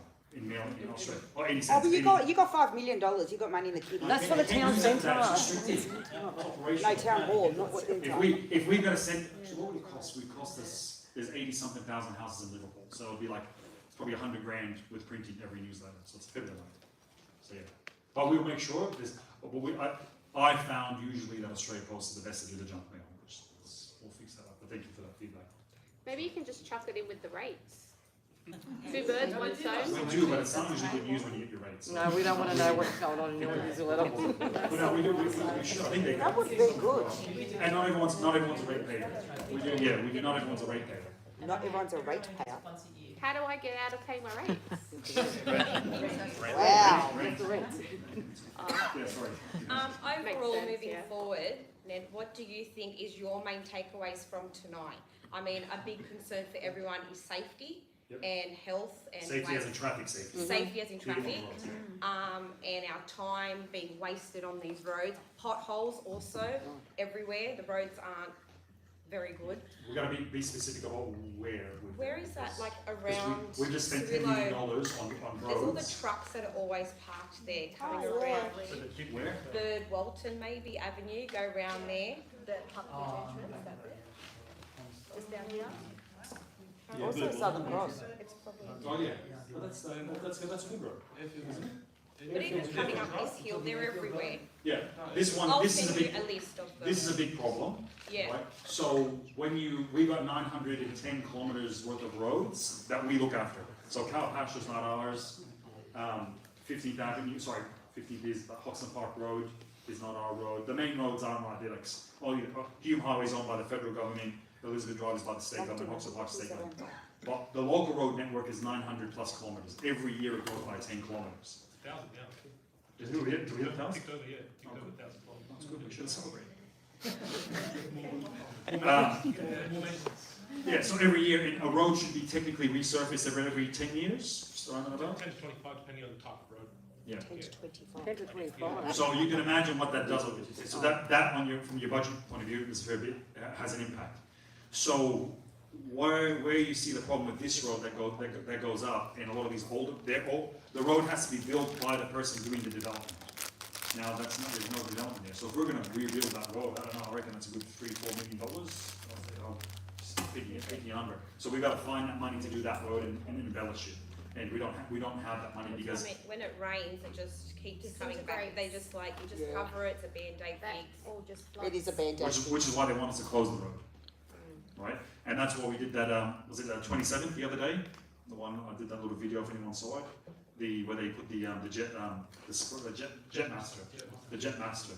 They're temporary sort of things to do because you cannot build onto gold standard, so you have to basically factor in maintenance. Austral with 30-odd thousand houses going there in the situation that it's in, it's shocking. But then once again, we don't have the money to build the roads. And if we build the roads, the developer's going to save money because it's their responsibility and we can't back charge them.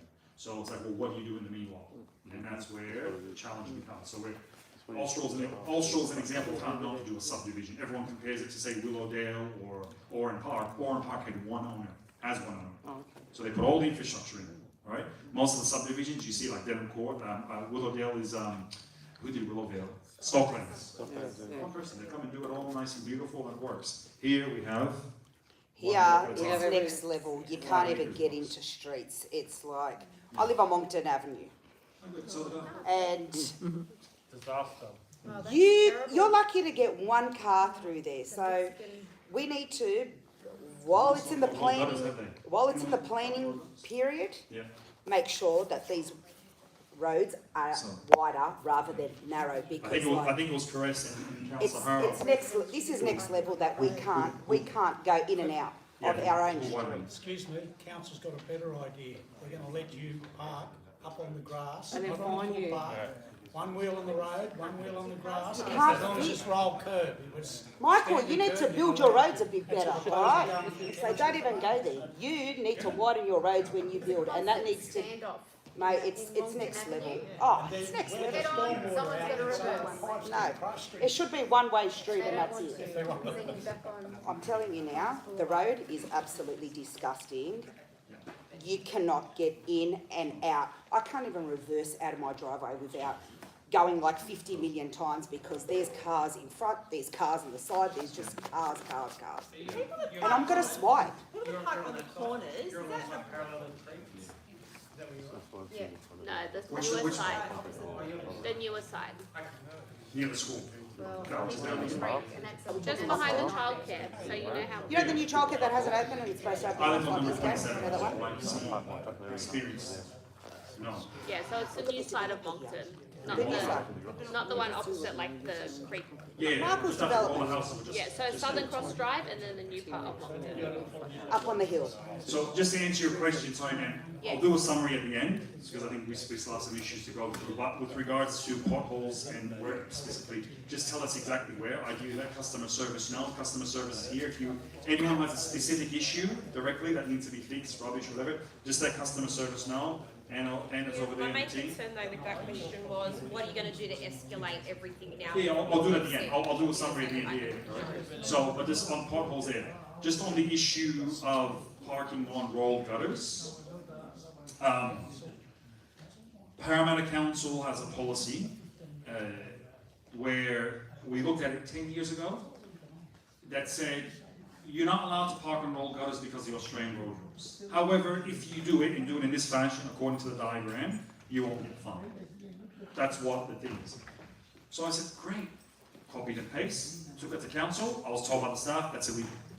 Legal motion, you're not allowed to put up because the law says you can't do that. So, all right, they won that round. Come back, obviously got re-elected again, and I look, what's Parramatta Council doing? Guess what? They still have the same policy. So I went to go back to the staff. They said, no, it's still illegal. I said, well, guess what? If it's illegal, let's take Parramatta Council to court, because if they're doing it, we should be able to do it. 100%. And let's get some case law, right? So that's why it went out recently on an exhibition, and there was some good feedback, some reasons why not to do it. Ultimately, it's about pedestrian safety, so as long as you're not blocking the footpath, it should be fine. But then there's issues of people not wanting to have people ruining the dirt in front of the lawn in front of the house, and there's the other one is about having pipes in the ground if your stormwater pipe. They're legitimate concerns. I think there's ways of dealing with it. So anyway, the policy is not enacted yet. It's gone to exhibition. We've got the feedback, and having checked up on it now, it's back legal because legal's saying it's illegal. Is there any way that, like I've gone through Willowdale, and what they've done is, and their streets are narrow, but they've cut it out. So Nathan put up a motion last summer council to build the cutout bays. Police, Right? you know how But much, that's especially Southern Cross with Oh, the school and the all of it, in every single street. That's like 200 grand a year, so we're doing so Moncton much. needs it, that's right? 100% Moncton So needs it. it's, it's let me do That's it. next level. Preventive is ensuring now Austral roads that are being built, the new ones that are being approved have now become wider. So there was a gentleman here somewhere, or. You already. Pass. Sorry, I just wanted to ask, on the topic of the roads and how they're ridiculously small and, you know, people parking up on grass and stuff. We literally live just right across the fence, just on the other side of the road, on the corner. And we are forever getting into arguments. I'm not categorising it just as the parents at the school, it could be anyone. They are parking in non-stopping, like no stopping areas. They have actually parked in front of our driveway. We've had to go out and get into arguments to tell people to use common sense and not park somewhere where their car's going to get hit. Can I please ask, because we've had to do it a number of times and it just falls on deaf ears, is to get some rangers or someone out here to enforce some rules. I have seen cars literally park in front of a footpath.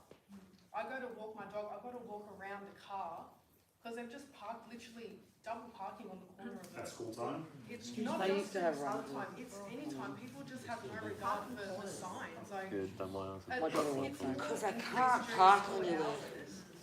But it is so dangerous. Like me to just turn the corner to get into my driveway, I almost hit someone today because they parked in the no stopping section where there's a sign.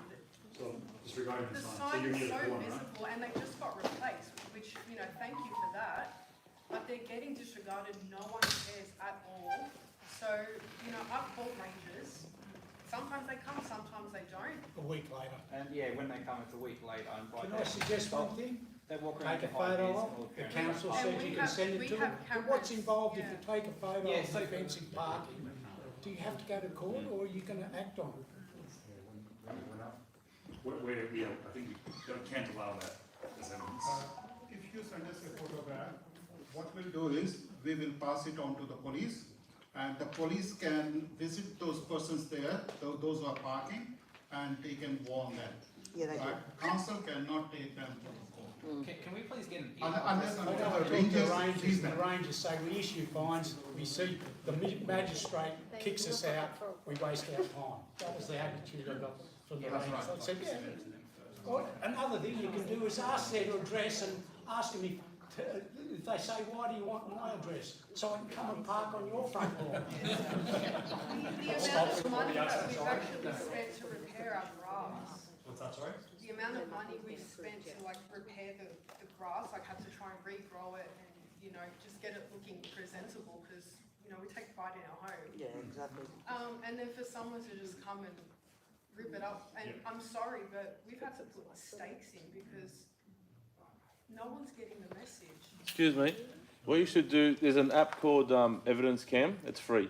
Just grab that, go and take the photo. It will date stamp, pinpoint, locate, yada yada, the whole thing, with their number plate, and go give it to the principal and say, here's a photo of most likely one of the people from the school, with the date, the time, and everything that it was. You will find out who owns the car, go have a yarn to them, or the photos are going to start going to the cops. I know it's not just the, Yeah, but at least with that, we use that for council things and stuff with the building, so it's got all of the details of where we are, GPS located.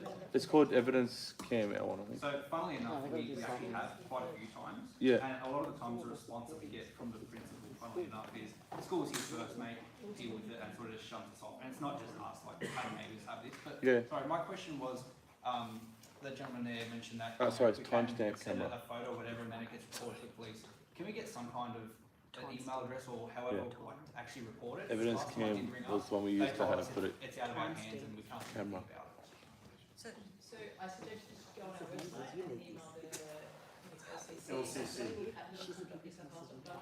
and our team over there get those and go through those. There's also a way to go online and register through a partner request and a customer request system. So there's a couple of ways. That'll be then processed by our team and then go through to the other teams. Cool. Thank you very much.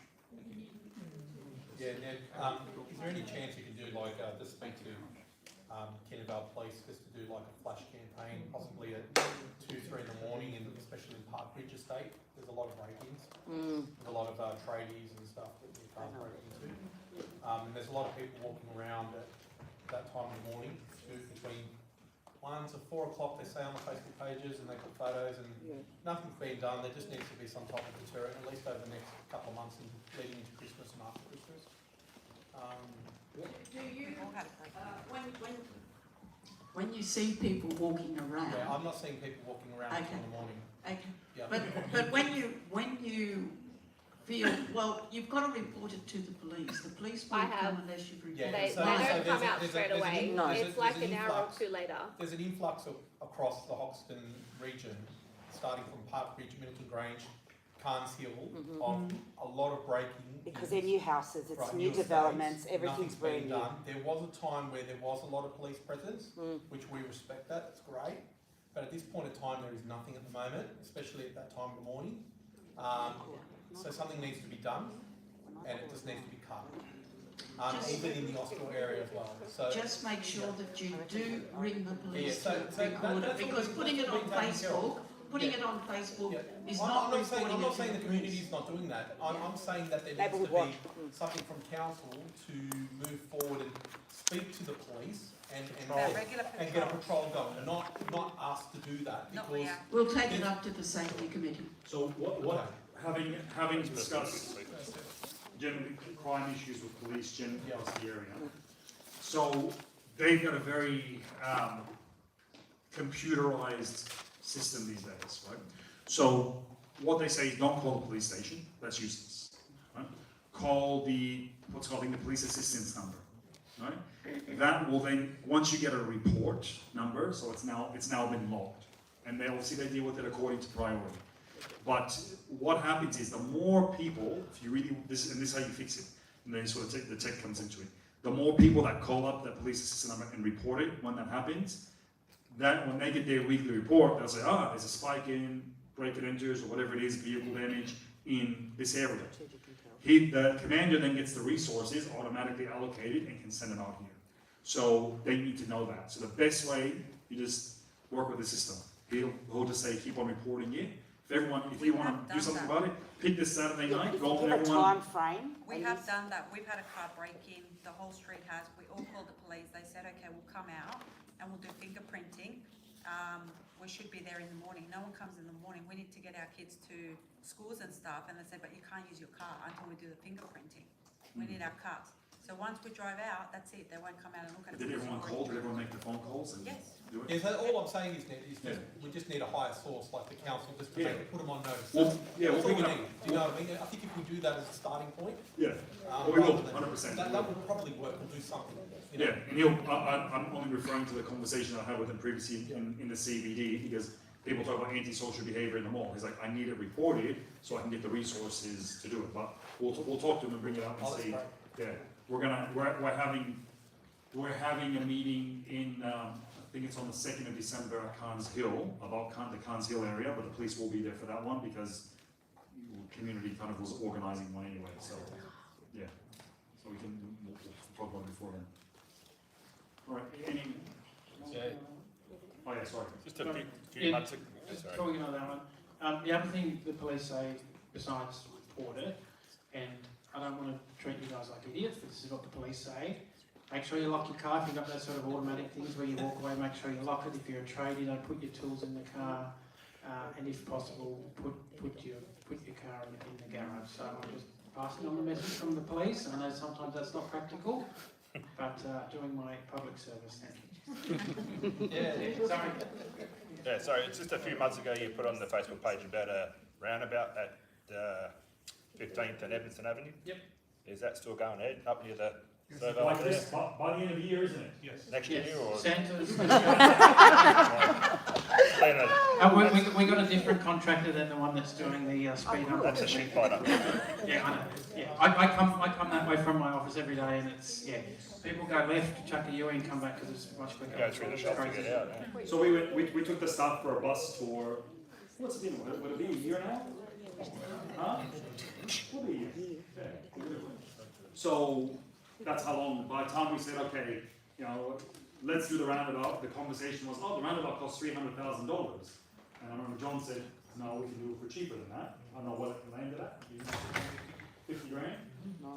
Now that was. We shouldn't do it because 15th Avenue is going to be upgraded. Well, it's going to be upgraded when? It's going to take time. It's going to So we have to do something there. So, but just to show you, from action, from identifying it, taking the action, going through the approval process, it's a year. That's the speed of government. But bearing in mind, that's one of how many roundabouts are we doing? One of the 1,000 kilometres of road network that we're going to deal with. You know what I mean? Yeah, and it's extremely frustrating when you work from private sector to let's make things happen. So we've got 4th Avenue. There's a good couple of upgrades. I think I'll try to avoid 4th Avenue for the rest of the year because near Unity Grammar, the developer is upgrading the road, so it's getting closed. One lane is going to be offline, and they have to do it so they can get the work done by Christmas.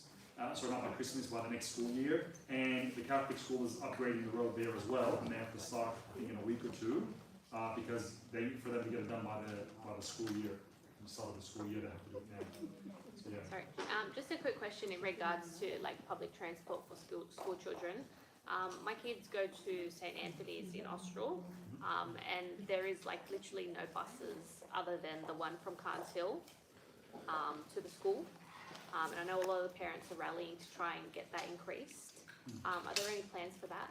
Yeah, so I've spoken with Ms. Angeles about that, and there was a bus task force thing where I brought out the, not the minister, but basically the assistant minister about a month or two ago, and that was raised there as well. I've also written letters, and they're working on it. The issue where it's been delayed is that the bus contractor's moved over to a new contract in the last month or so, but working with them. So I think there's one bus that goes to that school, but it's been one bus for the last 3 years, and the school population's doubled. So clearly you need more than one bus. So I'm definitely working on that one. Yep. So in regards and closely linked to that question, is there any plans to put a safe crossing up in 15th Avenue for the kids that also don't have public transport coming into here from Good Samaritan and Clancy? So you're talking about where the bus stops? Just here, 15th, we know where Oh, the we're a couple, yep. Eagle Homes is, just Yep, that the crossing intersection there, there. yeah. There's no safe crossing for the kids. Well, not just that, but that's where the bus stop is, and so people get off the bus there and come across. So what I have done is, as part of, on the corner there's a DA in for a petrol station and that kind of thing. I've written off to council to see if we can't sort of get a crossing on that side and potentially relocate the bus stop. So across 15th Avenue.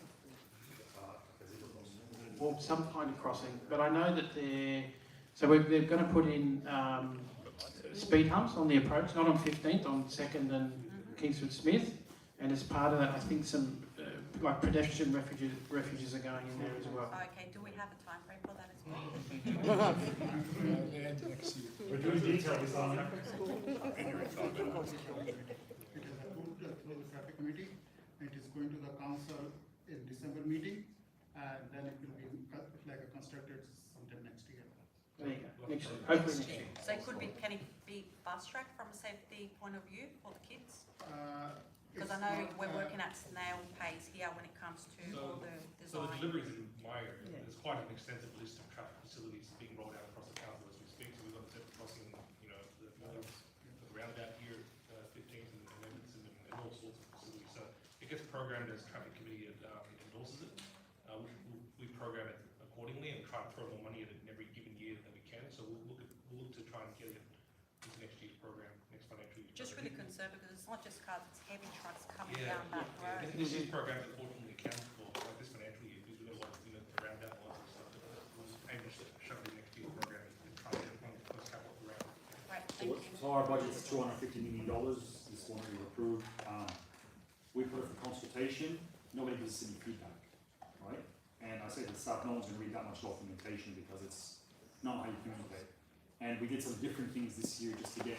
We did more of a weighted survey to kind of work out what people actually want, help inform, because we know, but council, everything's about policy, process, and you have to kind of work within that constraint.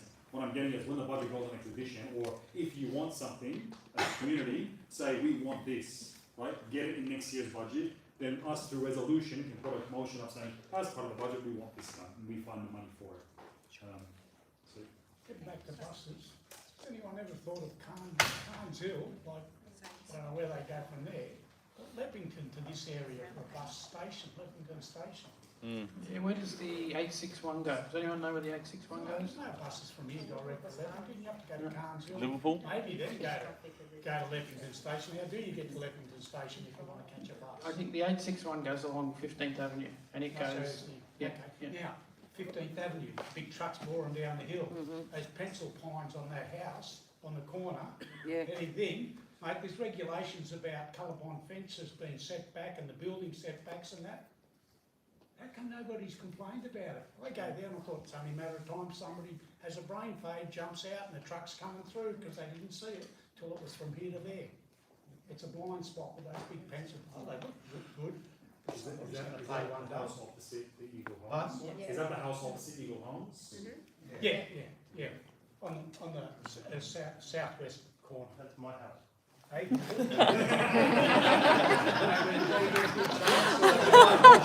I didn't say it. I had to chop all white trees down to a roundabout. You're growing them. Nathan, did you say on 2nd Avenue, it's only going to be the speed humps on 2nd Avenue, not 15th Avenue on that roundabout? Yeah. Why? Yep. Because. Sorry, I missed that. Because, well, traffic man? Sorry, Martin. It's 15th. At the last traffic committee, we had it look on it, and the traffic committee has approved to have it a speed hump on approach to the existing roundabout on the 2nd Avenue and the Kingsford Smith Avenue. Yeah, but why do you think that is required as well? Well, on 15th Avenue, To the roundabout. on 15th Avenue, it was not supported only because 15th Avenue is a main road, and we don't want it, the traffic to be impacted on Oh, really? with the speed. Okay, can I just continue? My two daughters were driving down there and nearly died, okay? because of 15th Avenue, because a guy was speeding like a maniac down that hill, okay? And it was Good Friday, there wasn't traffic, and they were coming down from 2nd Avenue. Okay, I texted you, Nathan, about this, okay? And they did the right thing. She was already in the roundabout, okay? And there's that fence there, maybe blocked his view, but I have a very strong feeling that he was driving very fast and he didn't stop. Okay, and if there's a big speed hump there, it would slow people down. Okay, he came barreling through, and it was just God and good luck that she wasn't further into the roundabout. She was halfway in. If she was a little bit more in, my daughter in the passenger, 2 daughters, she would have died. Okay, so you need to put speed humps on all 4 until that road is properly set up with whatever the future, plans are. We need speed humps on 15th Avenue as well. And that was why... All 4 sides need to slow down in that crazy roundabout. And I think that's where my question was directed at, is mainly on 15th Avenue, because the kids from Clancy, they need to cross 15th Avenue from and my 2nd youngest Avenue. daughter That's what crosses I'm just talking like what about. you're saying. Not this way. Yeah, my youngest has been coming from school and crosses, they walk across there. Someone's gonna die there.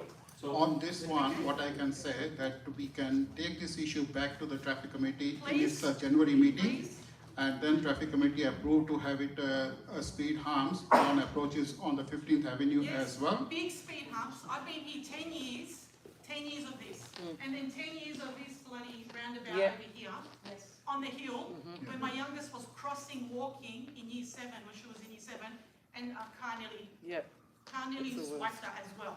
Because they come flying through all these roundabouts, they don't care. No, they really don't. On this roundabout at the Kingsford Smith and the Flynn Avenue, we are also proposing to have it speed humps, right? I think it is only on the like a Kingsford Smith, not along the Flynn Avenue, right? To slow it down for the vehicles coming into the roundabout. Again, all 4 sides need to have speed humps to slow down. All 4 sides. All 4 sides for both roundabouts. Not coming up the hill, but my truck won't make it. It's very, very, very dangerous. I'll take it to the traffic committee like a next meeting. And I know it's an inconvenience slowing people down, but like, what's a life worth? Sure. You know, someone's kid or person is going to die. That car flipped the other day. Sure. I think the whole area will agree to that.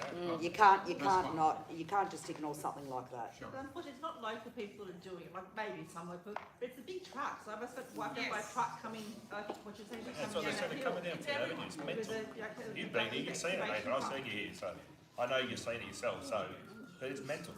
And it's at school zone, at school times as well. And they're not doing 40 days. So as it stands, all going well, you have the raised pedestrian crossing on Flynn, which will act as a speed hump, and you'll have 2 that side. And then we've got the 2 on there, but obviously I think we should go ahead with what's been approved and then have a look at whether we need additional ones. We need one coming down the hill as well. Yeah, so there's going to be one coming down. I'm happy to have one out in front of my joint. I'm the second house on the corner. Yeah. I'm happy to have it, I don't give a shit, so they bloody coming through my house. Yeah.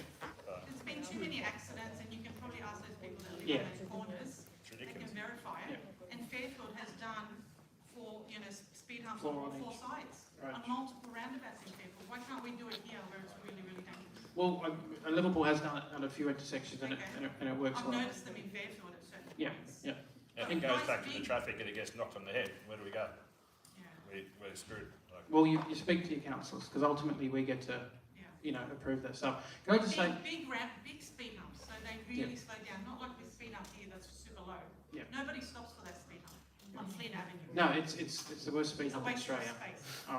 Can I just say, this woman contacted me how long ago? A couple of months? A couple of weeks when that big accident flipped. Yep.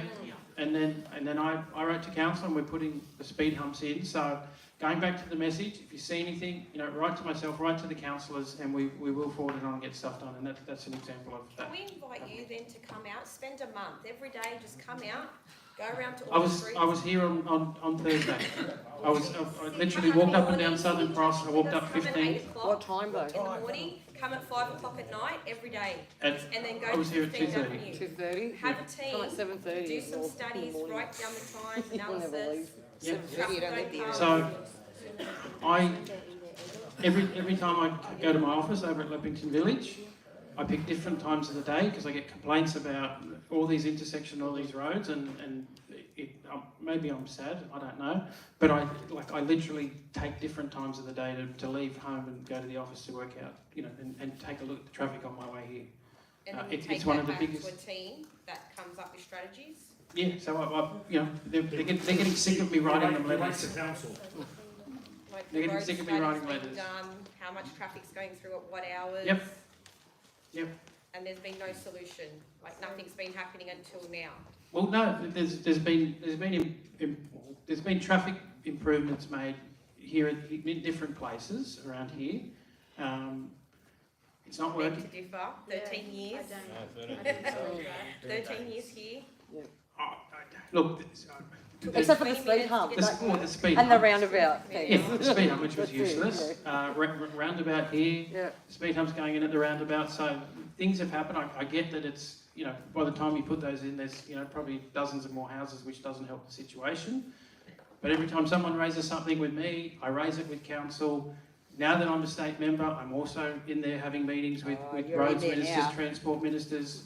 They hate me because I bug the shit out of You're them. now, good. But that's my job. So, I'm going in there and I'm fighting, and I know, all these guys here, they don't need to be here tonight, but they've turned up to listen, so. So when you hear that lady's story about her daughter's nearly getting, surely, you guys just go back and say, this shit's got to happen. Isn't that enough for you to go, well, let's wake up, let's find the money.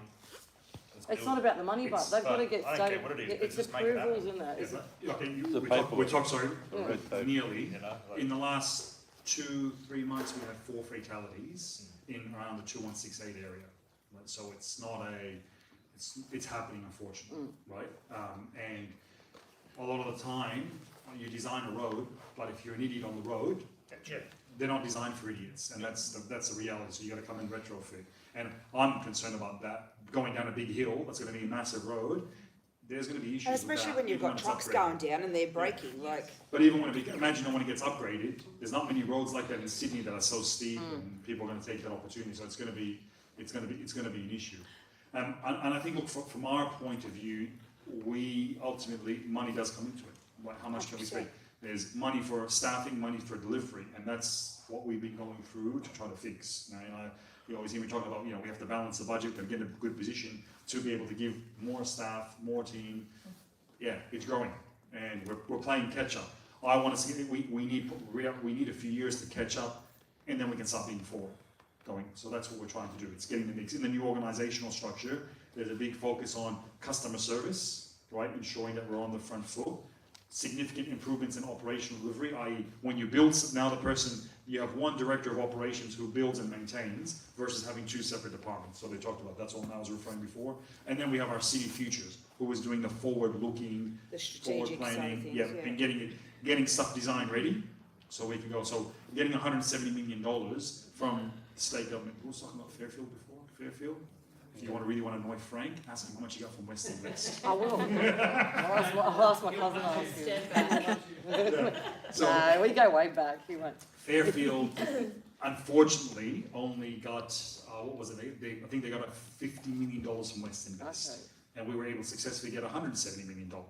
So, we did our work, our lobby, getting our plans ready, and it's a very sore point. It was unfairly done. I think Fairfield got screwed, to put it bluntly. They should have gotten more, but that's what's happened. Yeah. So, we need that future thinking and getting everything ready. So, whether it's... Don't you put that request up, like you put up a report that goes through the chain to say what is needed and what you are requesting for them, and the reason? Like what? I don't know, these roads upgrade, you need more money. Yeah. So We were talking about there'd 15th be Avenue.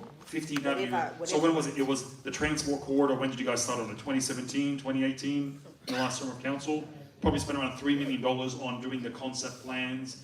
The government signed the deal with the state and federal government, all the councils, and part of the city deal, and there was a commitment that we'd have bus connections from Liverpool Campbelltown and Penrith to the airport by the time it opens up. The airport's going to be open in 3 years. Planes are taking off. They haven't started, right? So it's still, so yeah.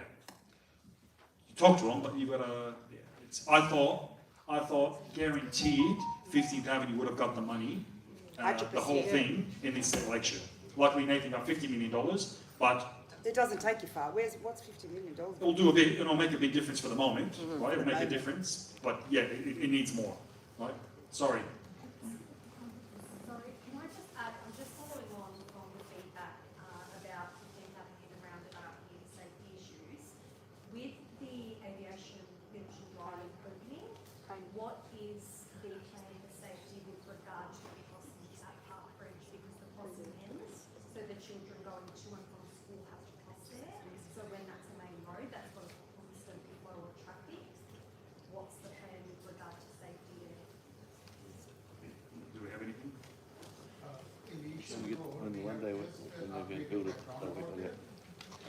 Do we have a plan for crossing when that road is built? We don't have got any option for the crossing at this stage.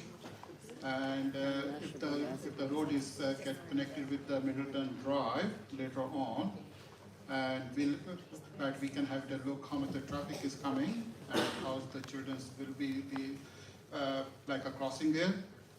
It has been raised with us that is once the Middleton Drive is extended up to the Aviation Drive, then there will be a lot of traffic will be coming, going to the Cecil, like Cecil Park High School. So it has been raised with us, and we are undertaking at the moment is like a local area traffic management study for the Cecil Hill, like not for the Cecil Hill, like Elizabeth Hills, so which is nearly complete. And then in that case, we are going to incorporate it, that is, if the increased traffic is there, right, how to accommodate it. We are incorporating. But I think it's a very good point. So we know that, you can see it. So I think we need to make sure that when that road opens, that let's get it in there first. But this is where, having sat on the traffic committee, it's a very technical process. So when you report speeding, they'll come and put those little black rubber things on the road.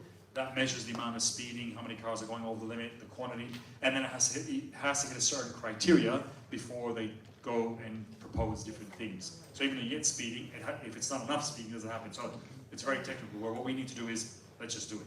And I think that's a good point. Can you install one of those readers on Mid Avenue for the speeding cars and the big trucks? The traffic going up the hill. Do we need to do a study there to do some traffic minutes? Don't worry about the study, man. It'll take too long. Just do it. That's half the problem, honestly.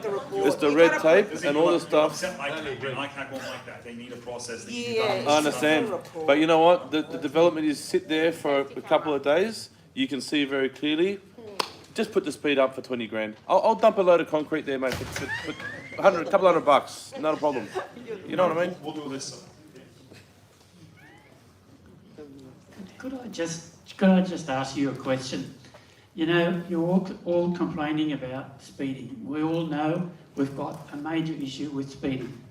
Traffic committee looks at that every time I attend all of those. And my question has always been, we've got mobile speed cameras, and yet we don't use them in council roads, on council roads. That's where most of the problems actually occur. When you've got people coming down that hill, as you're saying, if there was a mobile camera there, they wouldn't be doing it. Same happens in our areas. If we had mobile speed cameras in random places that we know we've got major issues, would you object to that? No. I'm sure most people wouldn't. I've got issues with speed humps. I don't like them. I think they are punishing most of the road users that abide by the rules. I have daughters that have got back injuries.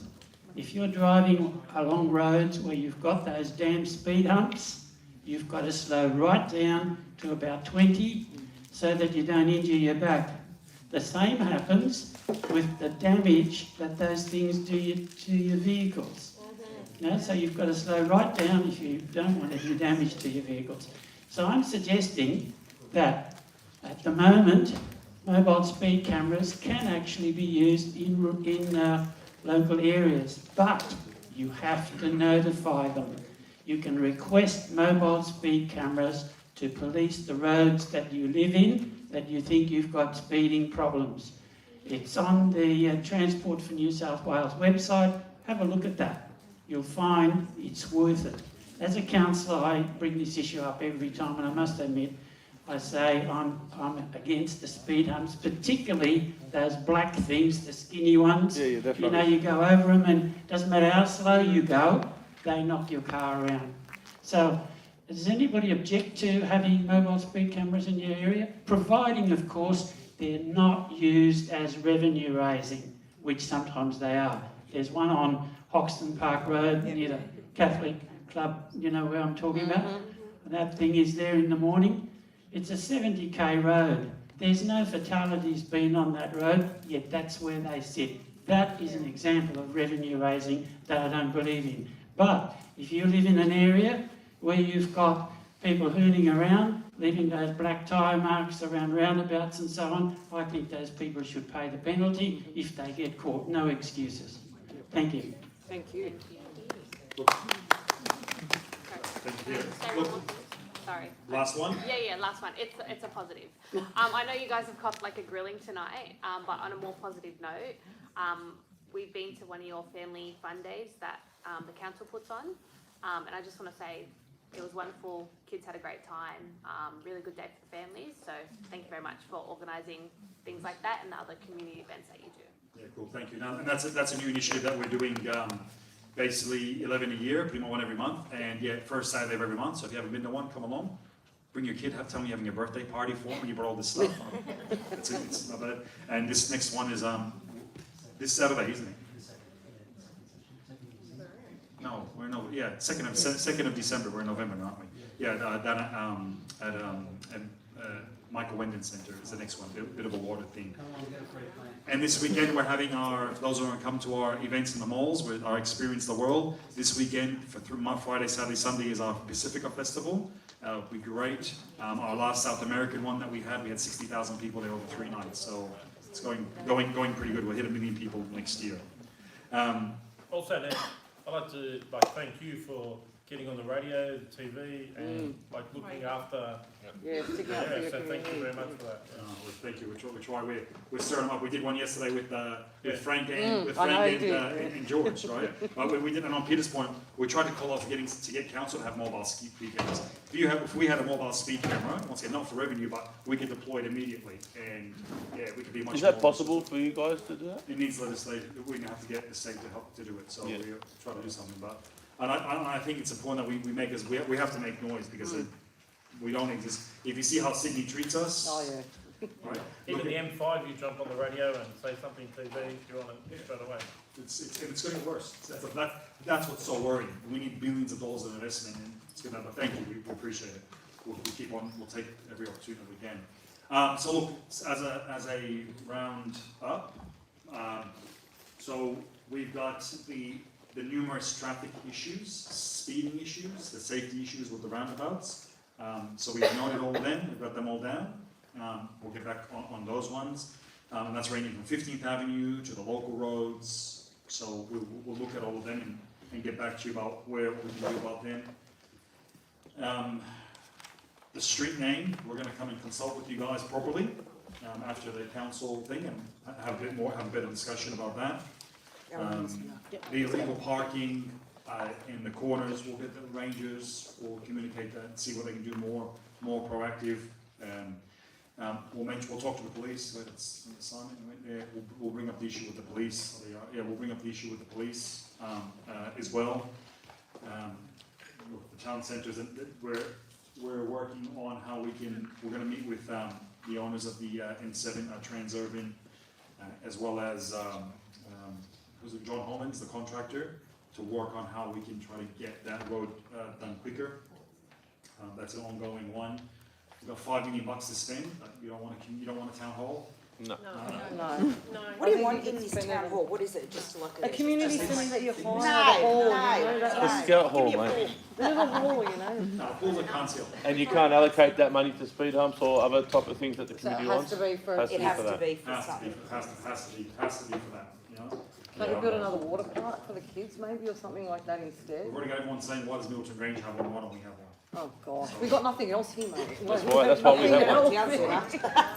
We don't have coal. We've got that, and we'll actually go more and see about that, and I think, generally speaking, and then you've got, we've got to find out about the pub, what's happening with The that. pub is very Now, important. just The with that, tavern. with this whole development on the corner, can you guys, this whole apartments and everything that's going on here, can you stipulate to the developer, you can't have 600 units, you're only going to get Oh, 400. you're not allowed to. You're only going to get this, you're only going to get that. But why? Not that you can't even give them a scope. In 2008, yeah, they were given a scope. In Yes. 2008, when the LEP was endorsed, the LEP is a zoning document which stipulates height and density. Nobody was on council, because that's when council was sacked. Yeah, that's Law was right, sacked. yeah. So the minister approved it, they want the land according to, we can do that, and I think the number was 610, 620 is what they can get on there as part of it. The rezoning that happened allowed them to go that little bit extra. They came asking for 900, the community lost it, right? Yeah, 100%. And it's been pared back to around 670, 680, and in return, they've got to do a whole bunch of work. Because in the end, they're going to subdivide it and sell it, and nothing's ever going to happen there, I'll tell you. There'll be no shops, there'll be nothing, yeah. I- Because the units will be The built people that first. own Yeah. it will never agree to spend X amount of money to get nothing in return. So they're going to go to get it, cut it into smaller blocks or whatever, get rid of it and just do something else. Yeah, there's, That's what it sounds like to me. It's going to be the end the goal. challenge that everyone's having in building is the cost. Yes, but this will probably be better because then it will become smaller like Cecil Hills, and we'll actually get one little shop with a few little things and a little pub. Not this How big is monstrous. the land, you know? It's huge, man. It's way bigger than Cecil Hills. More as houses? Is that what you're saying? Whatever. It's just too big to develop. So they Too were, much money. there, the few, is there anything else that I've really missed out on that's from my notes? Widening roads, make sure, The, roads. for Austria. We'll have For the, Moncton Avenue. I can't help you with that, I live there, I used to live there, so. So you know what I'm I talking know about. exactly, I know exactly. I know when the person in the corner moved in and put 3 cars on the corner. Yes, I know. When I moved out. Yeah. So look, everyone, thank you very much. We'll post, we'll communicate. We're doing a whole bunch of these meetings over the next month or so across the area. Just make sure, sorry, before you go, that you have either through the QR code or the paper form, just written your stuff down for us. Thank you. And for those who are interested, New Year's Eve this year is going to be at Warwick Farm.